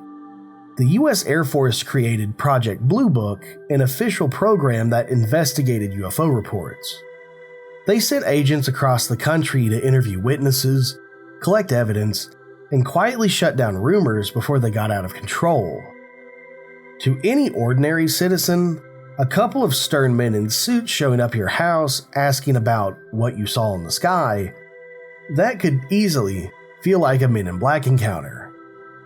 And the truth is, the government was watching UFO groups closely. FBI files from that era show that civilian UFO clubs were infiltrated, surveilled, and even harassed. To Washington, anybody talking too loudly about flying saucers might just be a Soviet plant spreading disinformation. So in this view, the Men in Black weren't aliens or monsters. They were simply government investigators doing their job in the age of nuclear secrets. But here's where the folklore makes things more complicated, because witnesses didn't just describe intimidating agents. They described beings that seemed plain wrong. Their skin was pale, waxy, almost artificial. Their suits were outdated, like they had stepped out of another decade. Their speech was mechanical, sometimes robotic. Some struggled with basic human behavior, fumbling with utensils, misusing words, not understanding common objects. If these were really government men, why did they act like something pretending to be human, but not quite getting it right? That's why by the 1960s, the Men in Black legend was split into two camps. One side argued that they were spies. They were flesh and blood government agents tasked with silencing UFO witnesses. Or they were something paranormal.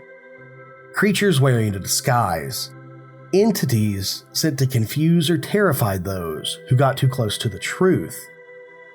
And as we move forward, Men in Black encounters only get stranger. The more you look into Men in Black encounters, the harder it is to believe that they were just government agents, because the details, they're too strange. Take the case of Robert Richardson, 1967, in Ohio. Richardson reported hitting a UFO with his car one night, only to find that the object vanished before he could ever recover it.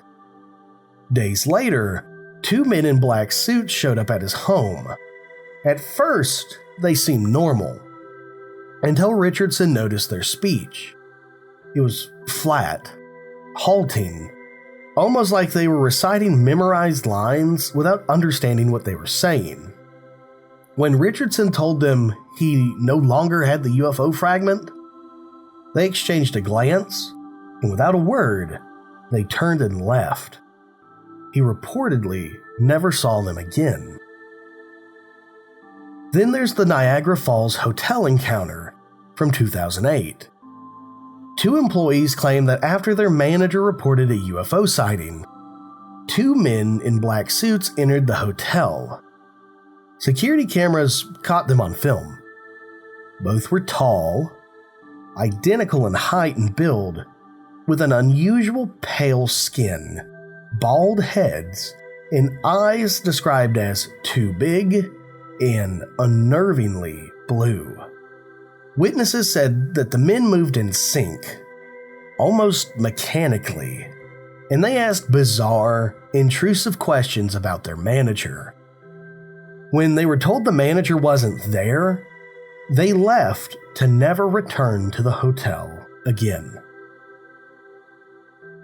And then, one of the most disturbing details: their inhuman mannerisms. In multiple accounts, men in black seem to confuse basic human behavior and not understand what they're doing. In one famous story, a man in black sat at a diner across from a UFO witness. When his dessert arrived, a simple bowl of Jell-O, he stared at it for several long moments before awkwardly trying to drink it like a soup. He became visibly frustrated, as though the very act of eating was foreign to him. This is similar to Herbert Hopkins' encounter in 1976, the physician in Maine that was a consultant on a UFO abduction case. He described completely unnatural creatures, extremely pale, hairless, dressed in perfectly pressed black suits. They had bright red lips, but Hopkins noticed they looked more like lipstick painted onto the skin than natural lips. Even stranger, the man at his house seemed physically weak and uncoordinated and almost robotic. During his visit, he ordered Hopkins to destroy all evidence related to a UFO case, including tapes and notes. Toward the end of his encounter, in an eerily mechanical voice, he said, "My energy is running low. It's time for me to leave." The visitor fumbled his way to the door, awkwardly descended the steps, and vanished into the night. Hopkins was so shaken by this encounter, he immediately complied and destroyed every piece of evidence he had been working on. But that case is a turning point. Unlike earlier G-Men encounters, the Hopkins story paints the men in black as something inhuman. Not government spies, but something from the other side. These aren't actions of trained government agents. They sound more like imposters, beings trying and failing to wear a human mask. Which raises the question, what are they really? If they're aliens, then the men in black are the ground-level enforcers of a cosmic cover-up. If they're interdimensional entities, then their strange behavior might be the result of crossing into a reality where the rules of human beings don't quite apply. And if they're tulpas, creations of belief itself, then every time someone fears them, every time their story's told, like right now, they become just a little more real. Seen this way, the men in black don't just sit alongside UFOs. They sit alongside shadow people, black-eyed children, and trickster spirits. Creatures that seem to exist in the gray space between folklore, nightmare, and reality. And yet, while folklore has made them terrifying, Hollywood has done something else entirely. Because while real witnesses described soulless mechanical creatures, pop culture has turned them into a punchline. When most people hear the phrase, men in black, they don't think of shadowy figures knocking on doors late at night. They think of sunglasses, memory-erasing gadgets, and Will Smith cracking jokes alongside Tommy Lee Jones. Hollywood turned the men in black into heroes, protectors of Earth, keeping us safe from wild aliens and covering up the chaos with style and humor. But here's the problem. When you take something rooted in fear and mystery and you turn it into a comedy, it does something very deliberate. It makes the original stories sound ridiculous. So when someone like Albert Bender or dozens of other frightened witnesses claim they were stalked by strange men who barely seemed human, people roll their eyes. Oh, like the movie? Got it. In other words, pop culture acted like a shield, protecting the government or whatever these things are by hiding the truth in plain sight. Yet, at the same time, those very movies, TV shows, or even memes online keep the legend alive. The men in black were never forgotten and haven't been. They've shown up in the X-Files, Fringe, countless conspiracy books, and now across TikTok and Reddit. But if you strip away the Hollywood polish, if you go back to what the witnesses really said, you'll find the stories are much darker. Because witnesses don't describe smooth-talking G-men. They describe things with waxy skin, robotic voices, strange fits of laughter at the wrong time, clothing that looks like it's decades out of place, and just weird people. These aren't government spooks with gadgets. These are intrusions of something from the other side. So while Hollywood gave us flashy gadgets and jokes, the people who really live these encounters, they'll tell you that the men in black are not here to protect us. They're here to intimidate, silence, and remind us that we're being watched. And here's the kicker. This isn't just Cold War folklore. It's not stuck in black and white history books. The men in black are still showing up. Only now, instead of knocking on doors, they're caught on security cameras and going viral online. By the late 1990s, most people thought the men in black were nothing more than comic books and Hollywood films. But then, something strange happened in Niagara Falls, in Ontario, Canada. We've mentioned this before. A security camera inside a hotel picked up something strange. Two tall men dressed head to toe in identical black suits, black hats, black trench coats walked into the lobby of a hotel. Their movements were wrong, stiff, almost robotic. Staff described them as identical, with pale, expressionless faces, no eyebrows, and no eyelashes. They didn't ask for a room, they didn't ask for food, they didn't ask for anything that could be accommodated. They asked for a manager who had recently called in a UFO sighting. The manager wasn't there that day, and when the staff told the strangers, they turned in perfect unison and walked back out the door and were never seen again. That grainy CCTV footage is still floating around online today, and it's one of the closest things we have to proof of the men in black and whether it's a hoax or not. That day in 2008 reignited a fear in UFO circles. Maybe the men in black hadn't gone anywhere. By the early 2000s, stories had started to pile up again. UFO researchers began reporting late-night knocks on their doors, shadowy cars following them home from conferences, strange men slipping into the back row at lectures. One Canadian investigator described receiving visits from men who seemed to know details about his research that he had never shared publicly. Others said the men in black had gone digital. Instead of showing up at your door, they'd hack into your email, delete files from your computer, or flood your phone with silent calls. One researcher in the UK claimed years of UFO notes vanished from his hard drive overnight. Another said his interview with military whistleblowers were wiped after 2 anonymous men wanted him to, quote, stop asking questions. Then came the 2010s and 2020s, the age of Reddit, TikTok, and online UFO forums. And suddenly, the men in black weren't just part of old conspiracy books. They were trending again.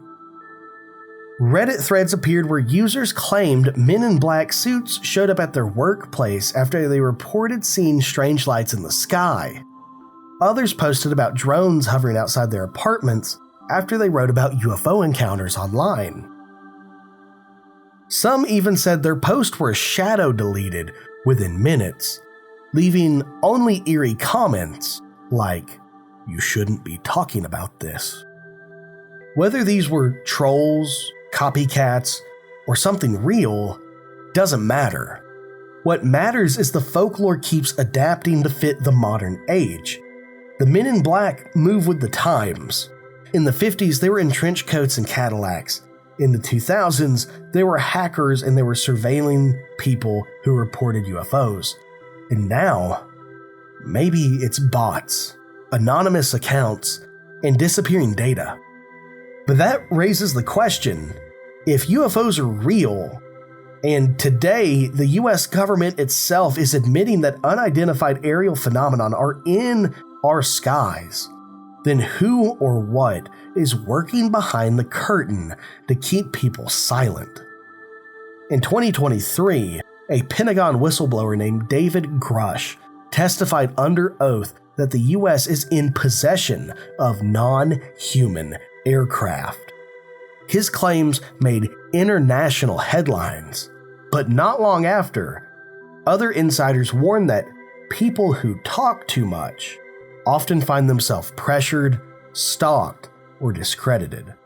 Sound familiar? It's the same pattern described since the 1940s, a pattern that looks exactly like the Men in Black.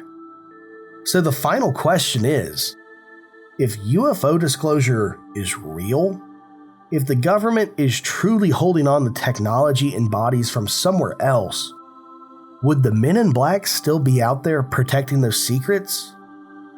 Or maybe they never left. When it comes to the Men in Black, these encounters are creepy enough on their own. But the bigger question is, who or what are these people? Theory 1 takes us straight into the world of government secrecy. Imagine you've just seen a UFO or snapped a photo of something that shouldn't exist. Not long after, a black car pulls up outside your home. The men who step out aren't aliens, but maybe something scarier. Agents of your own government. According to this theory, the Men in Black are real-world intimidation squads dispatched by agencies like the FBI, CIA, or some other nameless branch of the intelligence agencies. Their mission? Not to erase your memory with flashy gadgets, but to pressure you into silence.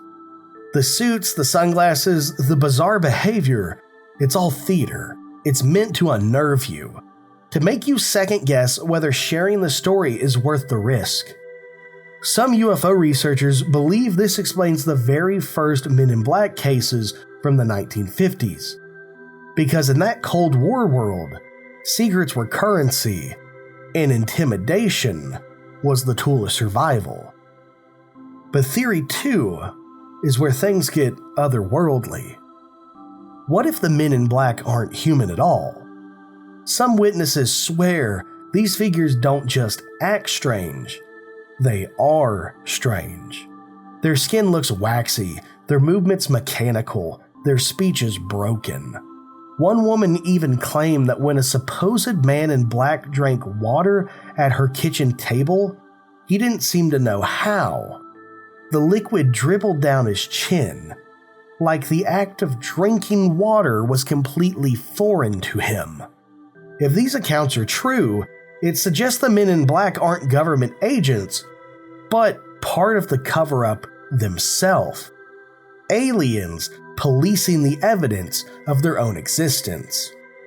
Imagine a cleanup crew from another world, not sent to kill or abduct, but to manage the fallout whenever humans get too close to the truth. Then there's Theory 3. This one pulls us into even stranger territory. Some researchers believe the men in black are not physical beings at all, but interdimensional tricksters. Think of how often they appear right after somebody has a paranormal experience. Not just UFO sightings, but even hauntings, cryptid encounters, and psychic events.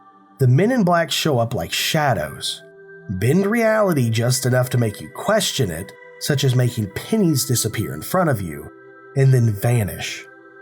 Paranormal investigators point to the eerie similarities with old folklore. Fairies that steal people away, shadow people that linger in bedrooms, even the Hatman that countless people report seeing at night. Could the men in black just be the latest mask worn by something much older and much weirder than the government or aliens? Finally, there's Theory 4, the most skeptical explanation. Maybe the men in black don't exist at all, at least not in the way we imagine. Instead, they were a product of psychology under stress. Think about it. You've just seen something impossible. A UFO, a glowing orb, maybe even a creature that you would describe as an alien. Your brain scrambles it to process it. Fear, paranoia, and cultural influence mix together, and suddenly you remember an encounter that feels real, but may not have happened as you recall. Mass hallucinations, sleep paralysis, paranoia, all of these could explain why the men in black often sound like dreams made real. Skeptics argue that once the idea of the men in black was in UFO culture, people unconsciously wove it into their experiences. And yet, none of these theories fully explain everything. If the men in black are government agents, why do they sometimes act like they're learning how to be human?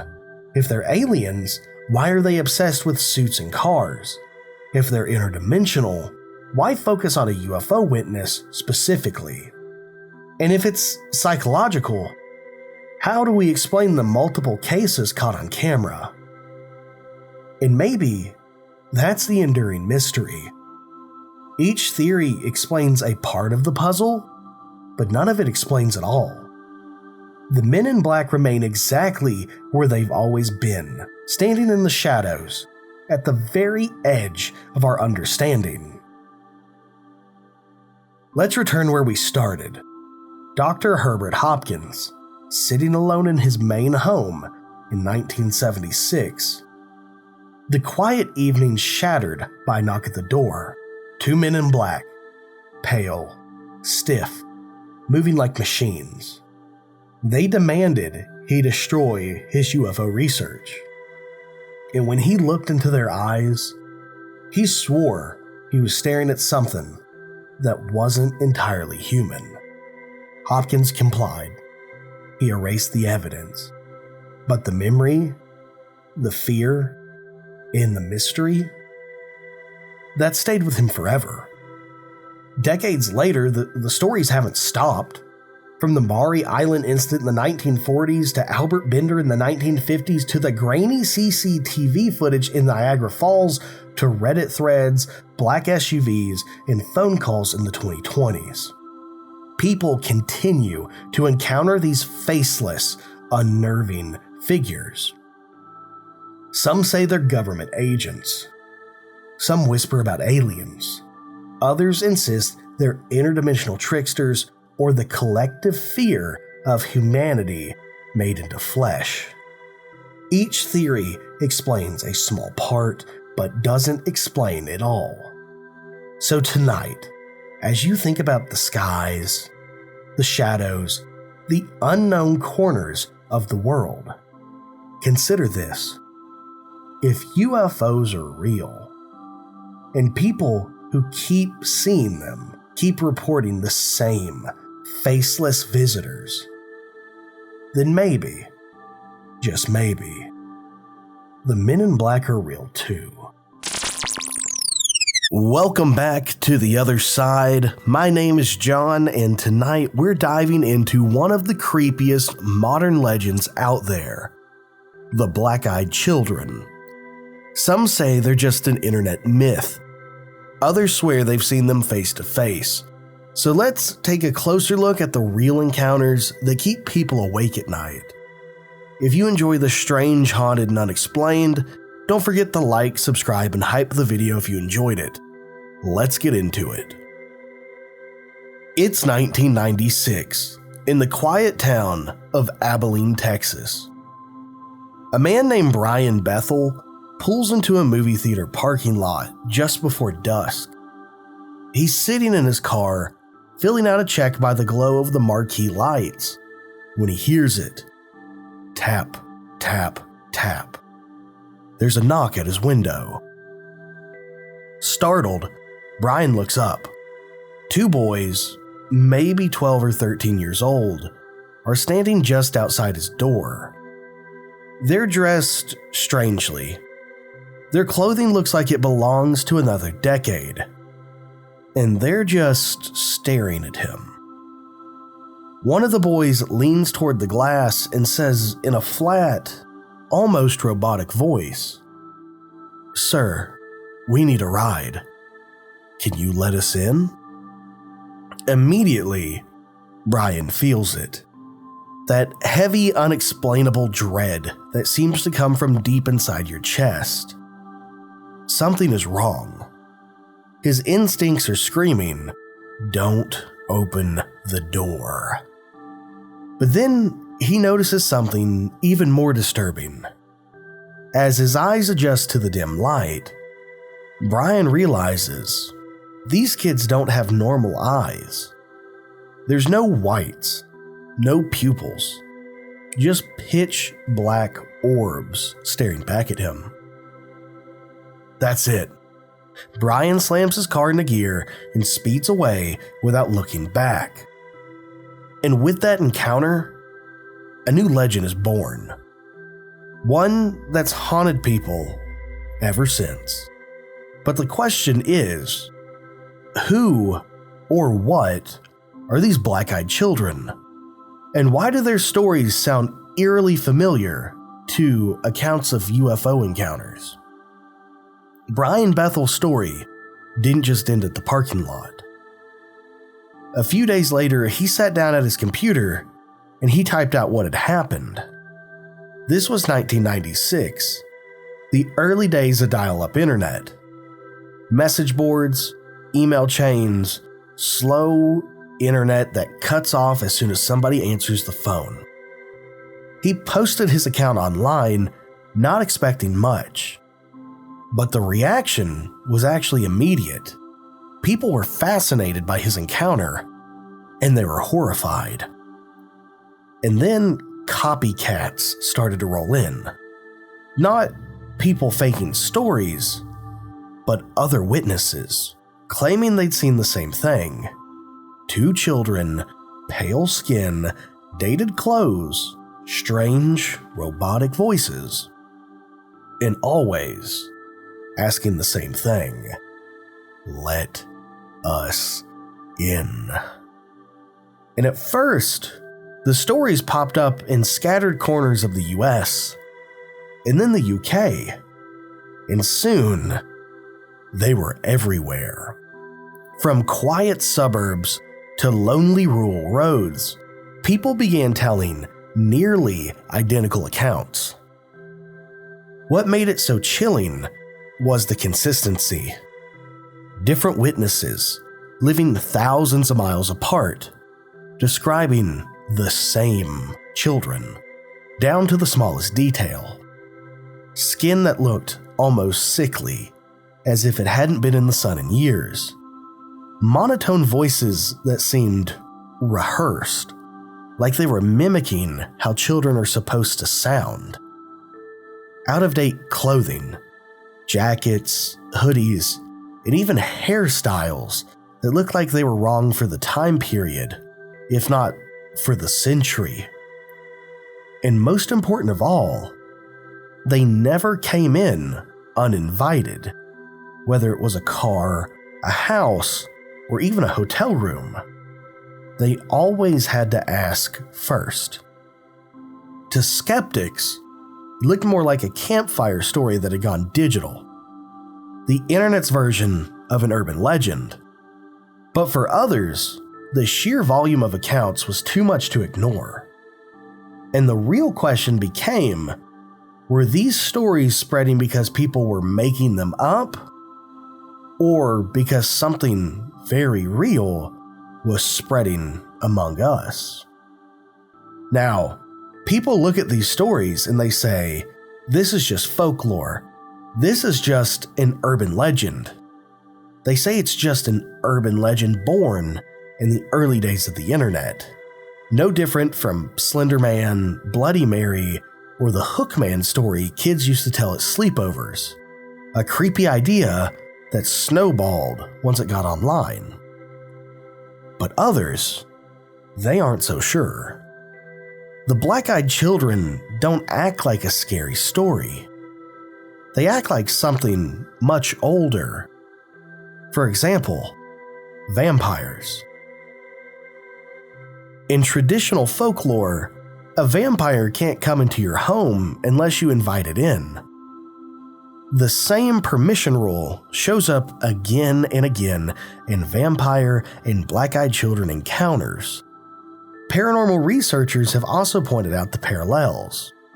Pale skin, unnatural speech, and the eerie compulsion to ask first. And then there are the comparisons to demons or fey tricksters. Entities that disguise themselves, looking almost human, but not quite. They knock on your door, ask for help, and try to get in. But once you let them in, it's already too late. Still, skeptics raise a different point. They say if these children are just made up, then why do so many witnesses describe the same biological impossibility? Think about it. Solid, black eyes. No pupils, just endless, empty darkness. Add to that the strange way people report feeling around them. Waves of dread, panic, or even paralysis. Many claim their thoughts feel manipulated, like their fear is being pulled out of them on purpose. And their behavior, it doesn't match actual children. Real kids might be awkward, shy, excitable, but they don't stand in silence, repeating the same rehearsed lines in monotone voices. So, if the black-eyed children aren't folklore, maybe they're something else. Something non-human. Something trying very hard to become human. And that's where the story takes a turn for me, because black-eyed children don't just overlap with ghost stories or vampire folklore, they overlap with UFO lore. For decades, abductees have described being shown children aboard alien craft, hybrids as we call them. These beings look almost human, but not quite. Pale skin, emotionless expressions, large dark eyes that feel unsettling when they stare at you. Sound familiar? Some researchers believe the black-eyed children are those same alien hybrids. Not only hidden on ships, but here among us, being tested in the real world to see how we would react to them. And here's the creepy part: the timing. Most people who claim encounters with black-eyed children also report seeing strange lights in the sky days before. Some even say they've had missing times or flashes of what feels like an abduction experience. And then there's the resemblance to the men in black, those pale, awkward figures who show up after UFO sightings. Both are described as off somehow. Their voices are flat, their mannerisms are robotic, their presence is deeply unsettling. It's almost like they're learning how to be human, and they're not quite pulling it off. So the question becomes, are these kids ghosts, folklore, or are they living proof of something way more disturbing? An alien hybrid program that is no longer confined to abduction accounts, but walking our streets, knocking on doors, and asking to be let inside. If it all sounds like internet campfire stories, let me walk you through some of the most chilling encounters on record. Encounter number 1, the Vermont house call. It's a snowy evening in rural Vermont. A husband and wife are sitting at home, settling in for the night, when they hear a knock at the door. The man opens it and sees 2 children, a boy and a girl, maybe 8 or 9 years old. They're standing on the porch in the freezing cold, dressed in thin, outdated clothes, no coats, no hats, just standing in the cold, staring at them. The boy speaks first. His voice was strangely flat. "Can we come inside? We need to use the phone." The husband hesitates. Something about these children feels off, but it's late, it's snowing, and they're just kids.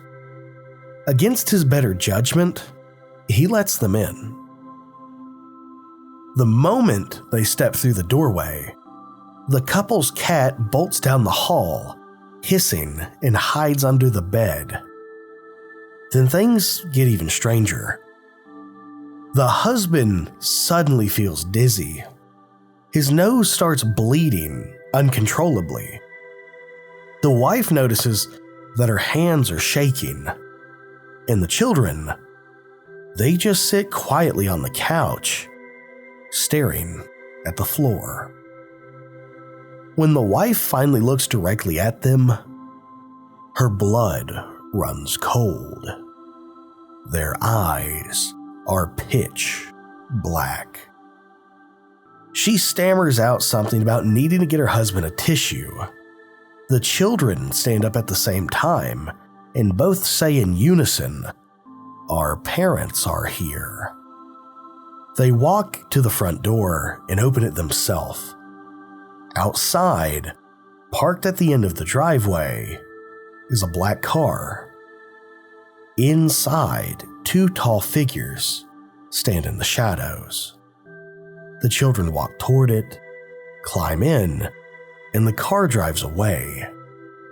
The couple would later report that their health never fully recovered.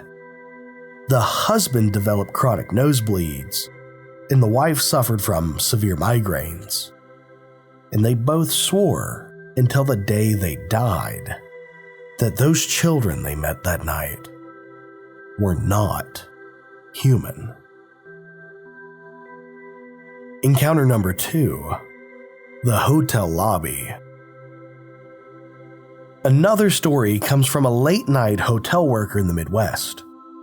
It's around 2 a.m., and the lobby is empty until 2 children walk in, a boy and a girl, both wearing plain, oversized hoodies. They don't approach the desk. They don't ask for a room. They just stand in the middle of the lobby, staring up at the security cameras. The worker calls out to them, "Hey, can I help you?" No answer. He walks around the counter, starting toward them, and that's when they both turn in perfect unison and look directly at him. They're staring at them with those eyes that are solid black. The worker panics. He retreats behind the counter, locks himself in the office, and watches the cameras. For the next 10 minutes, the children don't move. They just stand there, staring up at the camera lens. And then, as suddenly as they arrive to the hotel, they walk back outside and vanish into the night. When he reviews the footage later, they don't appear in it at all. The cameras recorded the empty lobby. Encounter number 3, the phantom phone call from the UK. Across the Atlantic, in a small town in England, a woman reports hearing knocking at her door just after dusk. On her porch was 2 children, a boy and girl, asking to use her phone. Their clothes look like they're from the 1970s. Their accents, they're strange, flat, very monotone, do not sound like they're from the UK. The woman refuses. She tells them to go find a payphone down the street. The children's smile fades, and they repeat more firmly, "Let us in. We need to use your phone." The woman slams the door and calls a neighbor. Minutes later, she looks back outside, and the porch is empty. No footprints in the snow. No sign those children were ever there. Encounter number 4, the midnight knock. A woman in suburban Oregon was home alone one night when she heard frantic knocking at her front door at around midnight. When she peeked through the peephole, she saw 2 children, a boy and a girl, standing side by side. Both were maybe 10 years old. Both, again, were dressed in strange, outdated clothing. The boy spoke first. "Please let us in. Our parents will be here soon." The woman was immediately unsettled. Their voices didn't match their bodies. They sounded rehearsed, like a robotic recording. She refused and backed away from the door. That's when the knocking started again. This time, faster, louder, almost desperate. She shouted through the door that she was calling the police. Silence is what she received in return. When she finally looked through the peephole again, the porch was empty. No children, and no footprints in the freshly fallen snow. The next morning, she checked her doorbell camera footage. Here's the unsettling part. The audio recorded the knocking loud and clear, and her side of the conversation. But visually, the porch was empty the entire time. Encounter number 5, the back seat passenger. A man in North Carolina pulled into a gas station at night.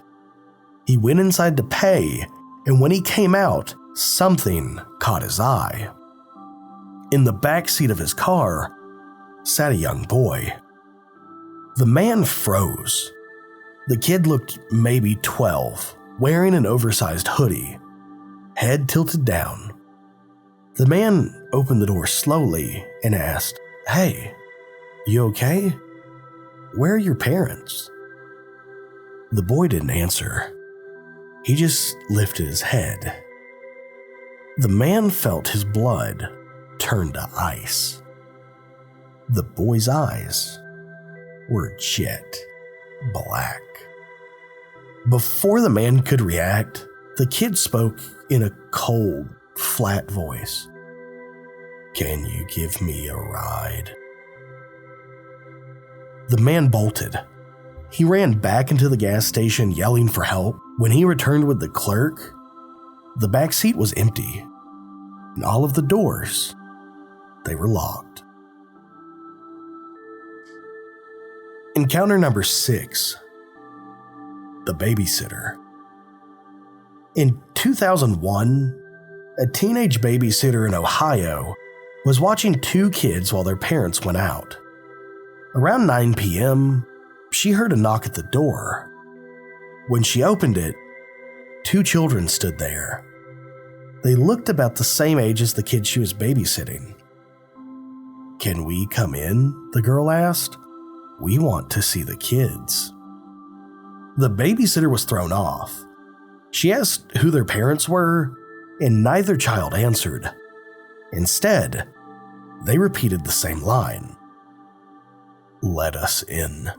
We want to see the kids."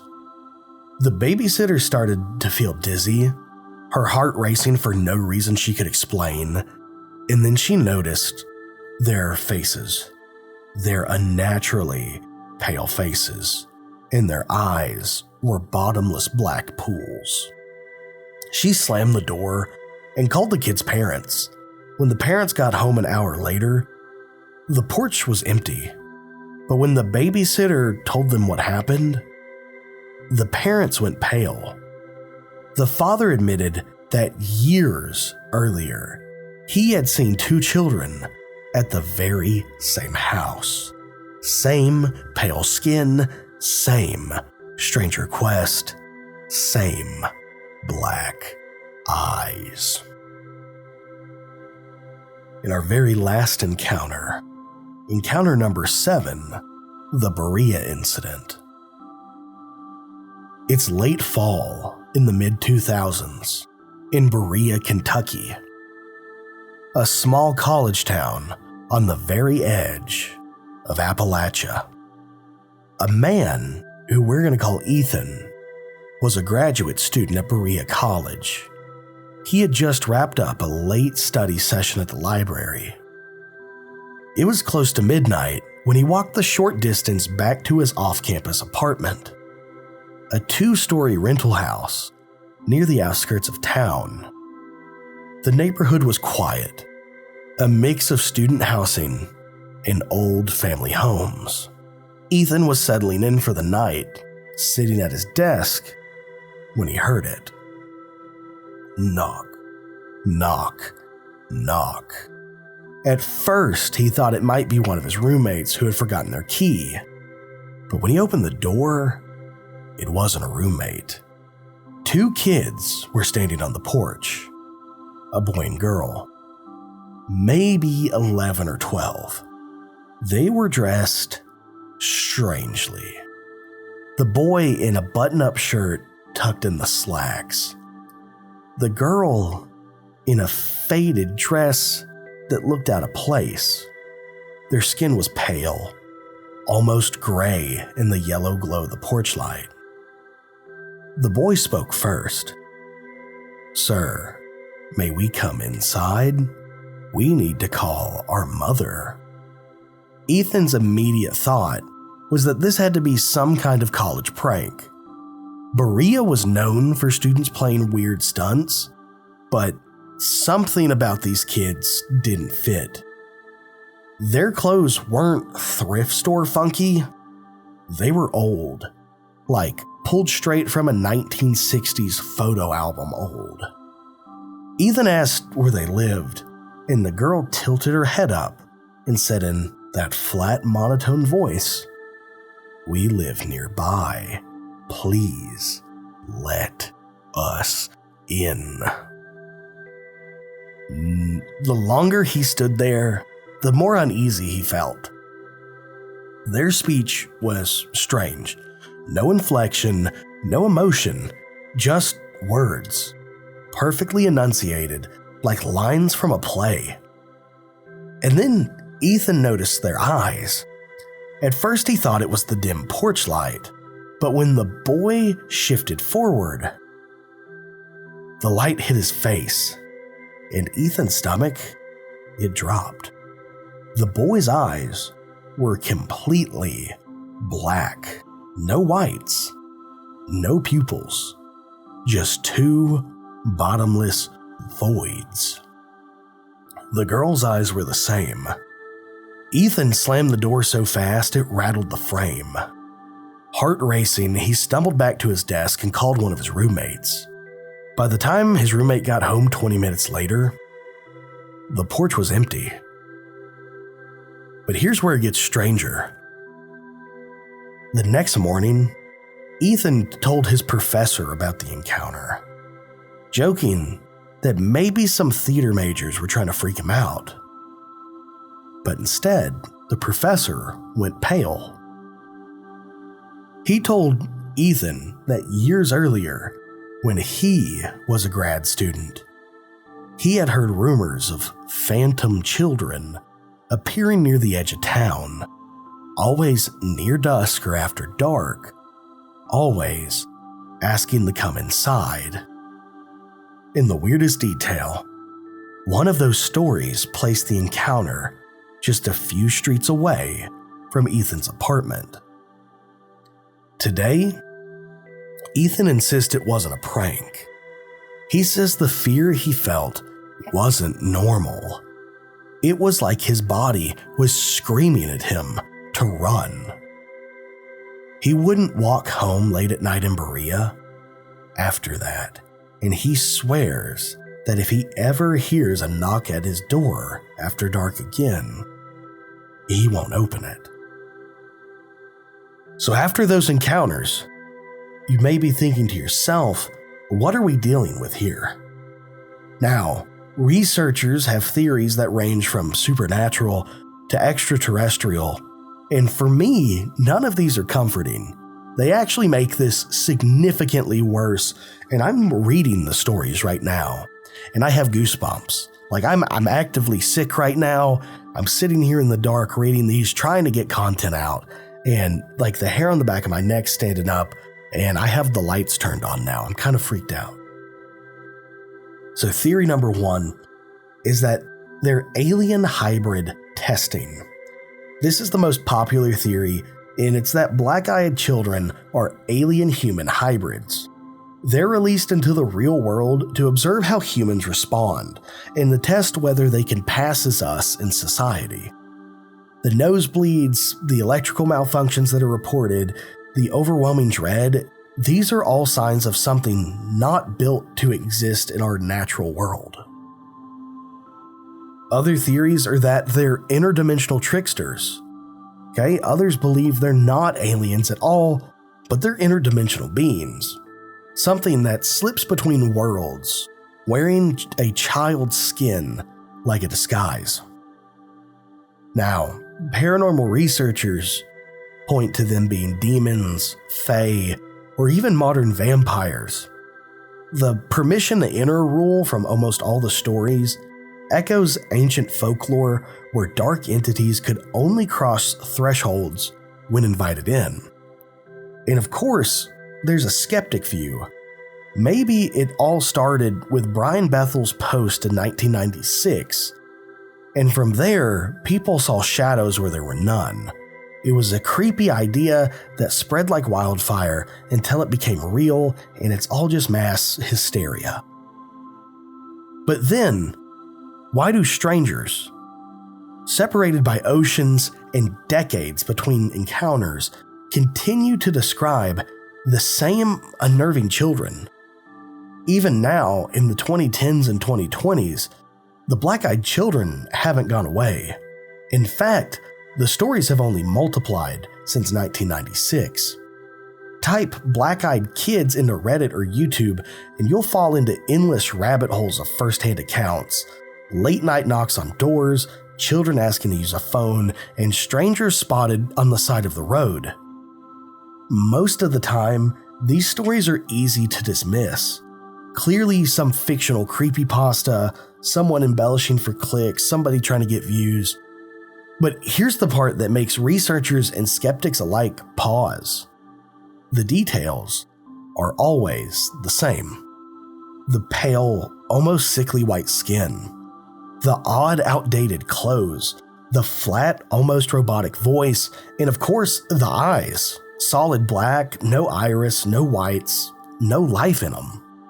And these reports aren't just in Texas or Kentucky or Appalachia. They're from London, England, from Australia, from small towns in the Midwest to big cities in the Northeast of America, thousands of miles apart, and from people who don't know each other and aren't swapping notes. And yet, the descriptions of these kids, they line up perfectly. If this was just a random story somebody made up in the 1990s, why does a person in rural Japan or Ireland or Kansas describe the exact same thing that Brian Bethel saw in Abilene, Texas? Either the internet somehow rewired our brains to imagine the same nightmare, or people are really experiencing something out there, something from the other side, something paranormal. And that's what makes the black-eyed children different from your average urban legend. This is why I've been interested in these stories since I first got on YouTube in like 2008. I was watching videos made by Fred, who that channel's completely dead, and people uploading accounts with black-eyed kids. It's not your average urban legend. The consistency, the persistence, and maybe all of this together makes this not fiction at all. Which, that brings us back to 1996. A quiet parking lot, a young journalist, Brian Bethel, sitting in his car writing a check. Two children approach his window. They ask for a ride. They ask him to let them in. And when he looked closer, he realized their eyes weren't human. They were jet black, they were soulless, they were predatory. Brian's story is where this whole legend began. And even today, decades later, we're still asking the same question. What exactly did he see that night? Maybe the black-eyed children are just an internet-age campfire tale. Something creepy that we pass around to scare each other online. But if even one of these encounters are real, if alien hybrids are a thing, or something stranger really does walk among us, then black-eyed kids aren't folklore. They're some sort of warning. And Brian Bethel may not have been the first to meet them. He may have just been the first to tell us what it felt like to look in those endless black eyes. This was The Other Side. My name is John. If you sat through this, I apologize for my sick voice. I'm super sick. I'm trying to make content. It is spooky season. I'm hoping I can make this channel pop off so I can do some more spooky stuff. If I can make this more of a career than just a YouTube channel, I plan on going stealth camping and ghost hunting and doing all kinds of stuff that I think would be good content. But right now, I have to focus more on the podcast side because that's what I have time for working a full-time job. So if you do want to support the channel in any way, a simple like, a subscription, a comment down below would be much appreciated. Thank you all. I love you all. If you hear a knock at the door tonight, for the love of Christ, don't answer it. Appalachia is full of strange tales. As somebody from the foothills, I grew up hearing about creatures up in the mountains, spirits that roam the hollers, and shadow figures that may follow you home. Tonight, on the other side, you'll hear 4 first-hand accounts that were emailed to me from Kentucky and West Virginia. Stories from people who claim they've been stalked by this thing for years. Some stumbled upon him by accident, others may have summoned him here. Listen closely, because the Hatman has a way of finding those who know about him. And if you start to feel like you're not alone, maybe it's because you aren't.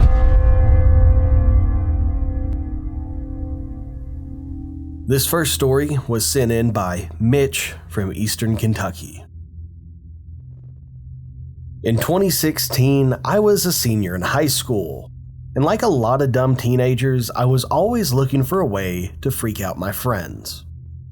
One night in late October, I came across a Hatman summoning ritual on 4chan.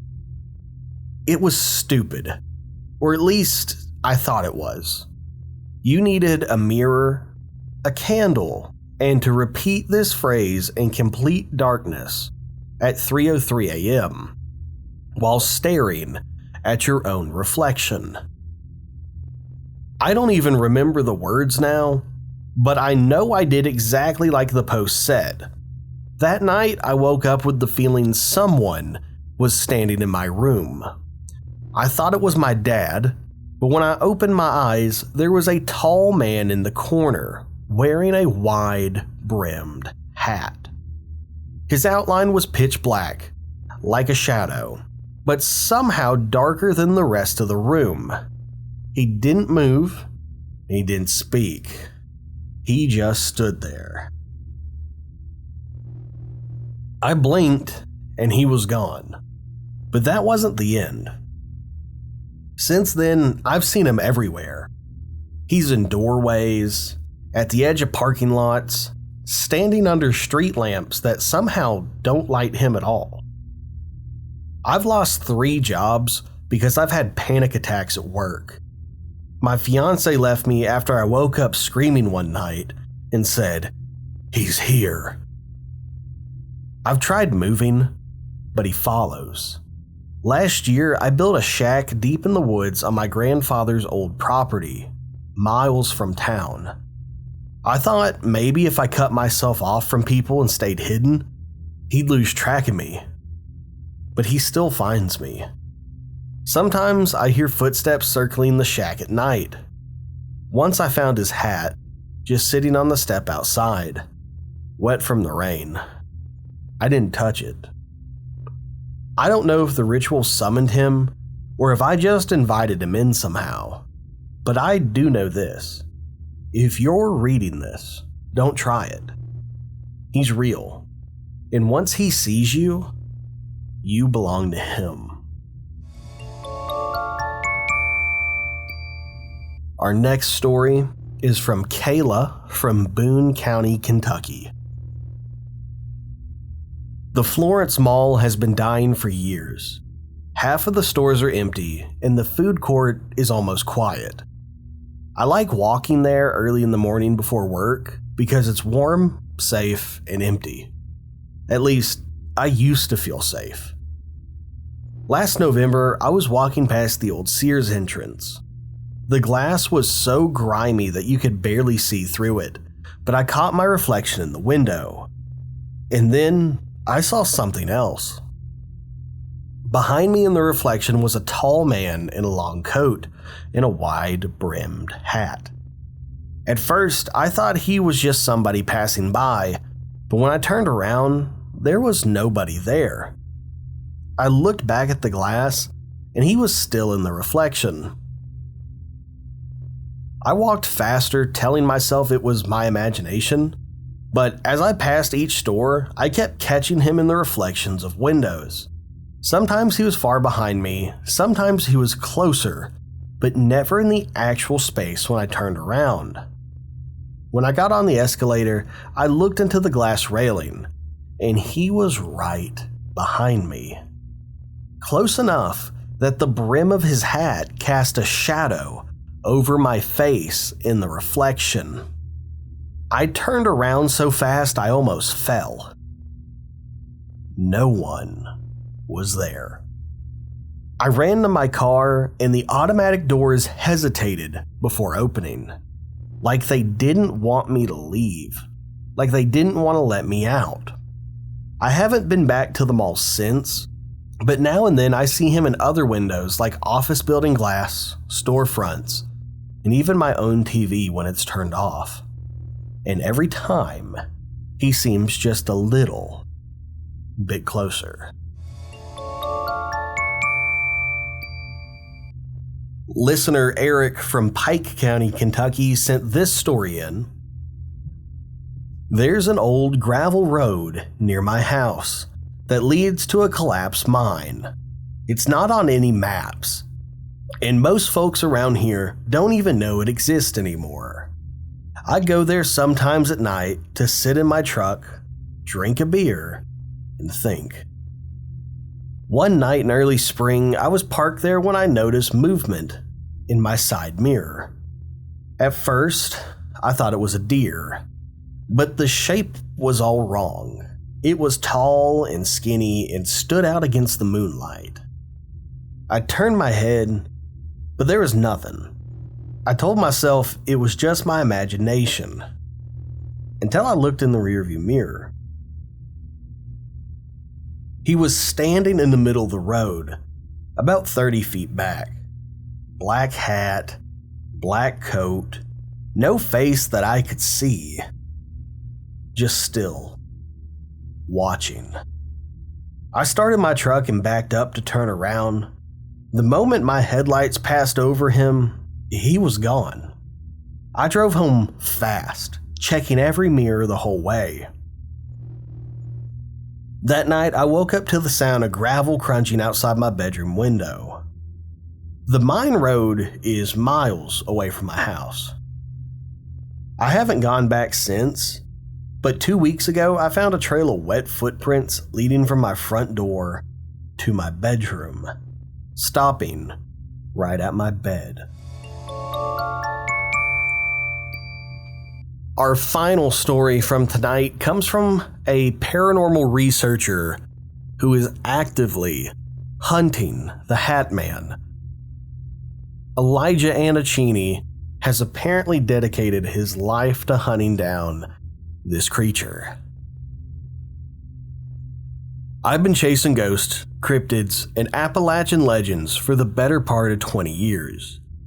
I've spent nights in abandoned mining towns, walked through hollowed-out train tunnels in pitch black, and camped in deep hollers where no cell phone can get a signal. I've seen things that make my hands shake for hours afterward. But the Hatman, he's different. My first encounter was in 2009, in Mingo County, West Virginia. I was running an investigation at an old boarding house that had been converted into apartments. Tenants were reporting night terrors, shadow figures, and an overwhelming sense of dread in the hallways.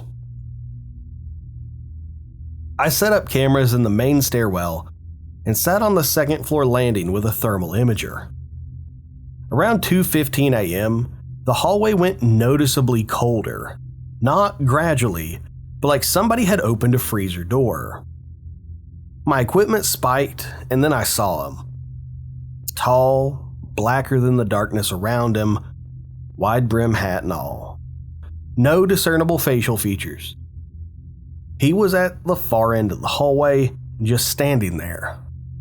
My first thought was that it's a solid figure, a real person. I called out, "Sir, this is private property." No response. I raised my flashlight, but the beam seemed to bend around him, like light refused to touch him. In the split second it took for me to blink, he was suddenly much closer. Maybe 20 feet away. No footsteps, no sound. I tried taking a thermal snapshot, but he didn't register. The space he occupied was just absent, like a hole in the image. My EMF detector went dead, then the lights in the building flickered, and he was gone. This was the first time. I've seen him 4 more times since, in different counties, different states, different situations. Sometimes in a house, sometimes in the woods, once in the middle of an empty parking lot in Hazard, Kentucky at 3 a.m. Each time, it's always the same. The sudden drop in temperature, the oppressive silence, and the hat. Always the hat. I started actively researching him, talking to locals, digging in the old stories. I found accounts going back decades. Coal miners claiming to see him standing at the mouth of the shaft before cave-ins. Mothers swearing he appeared in their children's room before sudden illness. Hunters spotting him right before they got lost in the woods for hours. There's a pattern, though. Once you've seen him, it's like he remembers you. I think he marks people. I've spoken to others who've encountered him, and many have had their lives unraveled afterward. They've lost jobs, failed relationships, and suffered sudden isolation.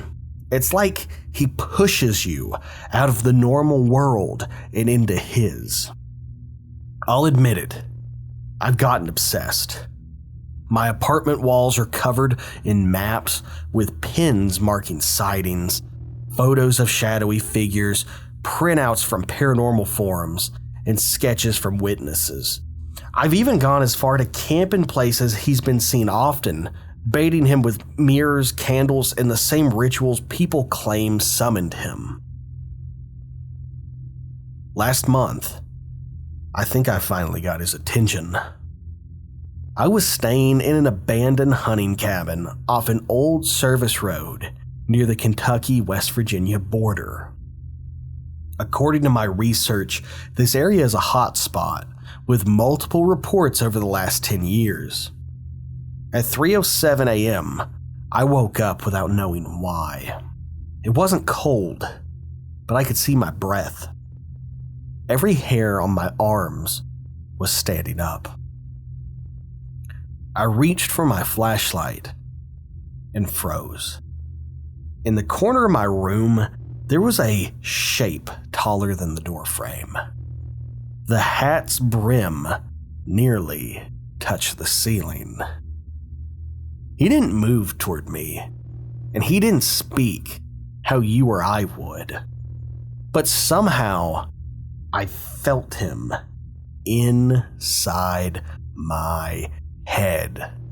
A voice, not in my ears, but deep in my skull.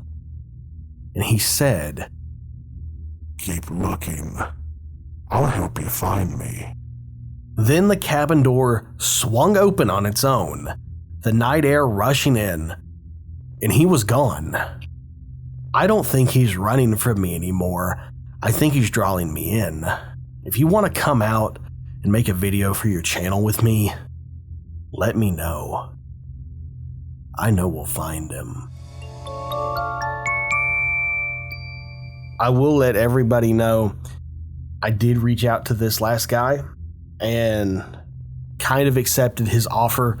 I don't know when I'm going to be able to go out there, and he's not responded to me yet. I still need to go to Red River Gorge and try to find the crawler, another YouTuber, Monster Bait. Me and him have spoke about going out there together. So look forward to that hopefully soon. If I can turn YouTube into a full-time job, it'll definitely happen a lot sooner. My work schedule's the main thing that gets in the way. But there you have it. 4 stories, 4 people who have seen the Hatman, and not one of them really escaped unchanged. Whether you believe these are just nightmares, tricks of the mind, or something older than the mountains themselves, there's one thing that every witness agrees on. Once you've seen the Hatman, you'll see him again. Maybe it's in a window. Maybe it's in a reflection. Maybe it's in the corner of your own bedroom. And if you feel the air grow cold and notice a shadow wearing a wide brim hat, don't blink. You might miss the last thing you'll ever see. This is The Other Side. My name is John. Thank you all. I hope you enjoyed. Goodbye.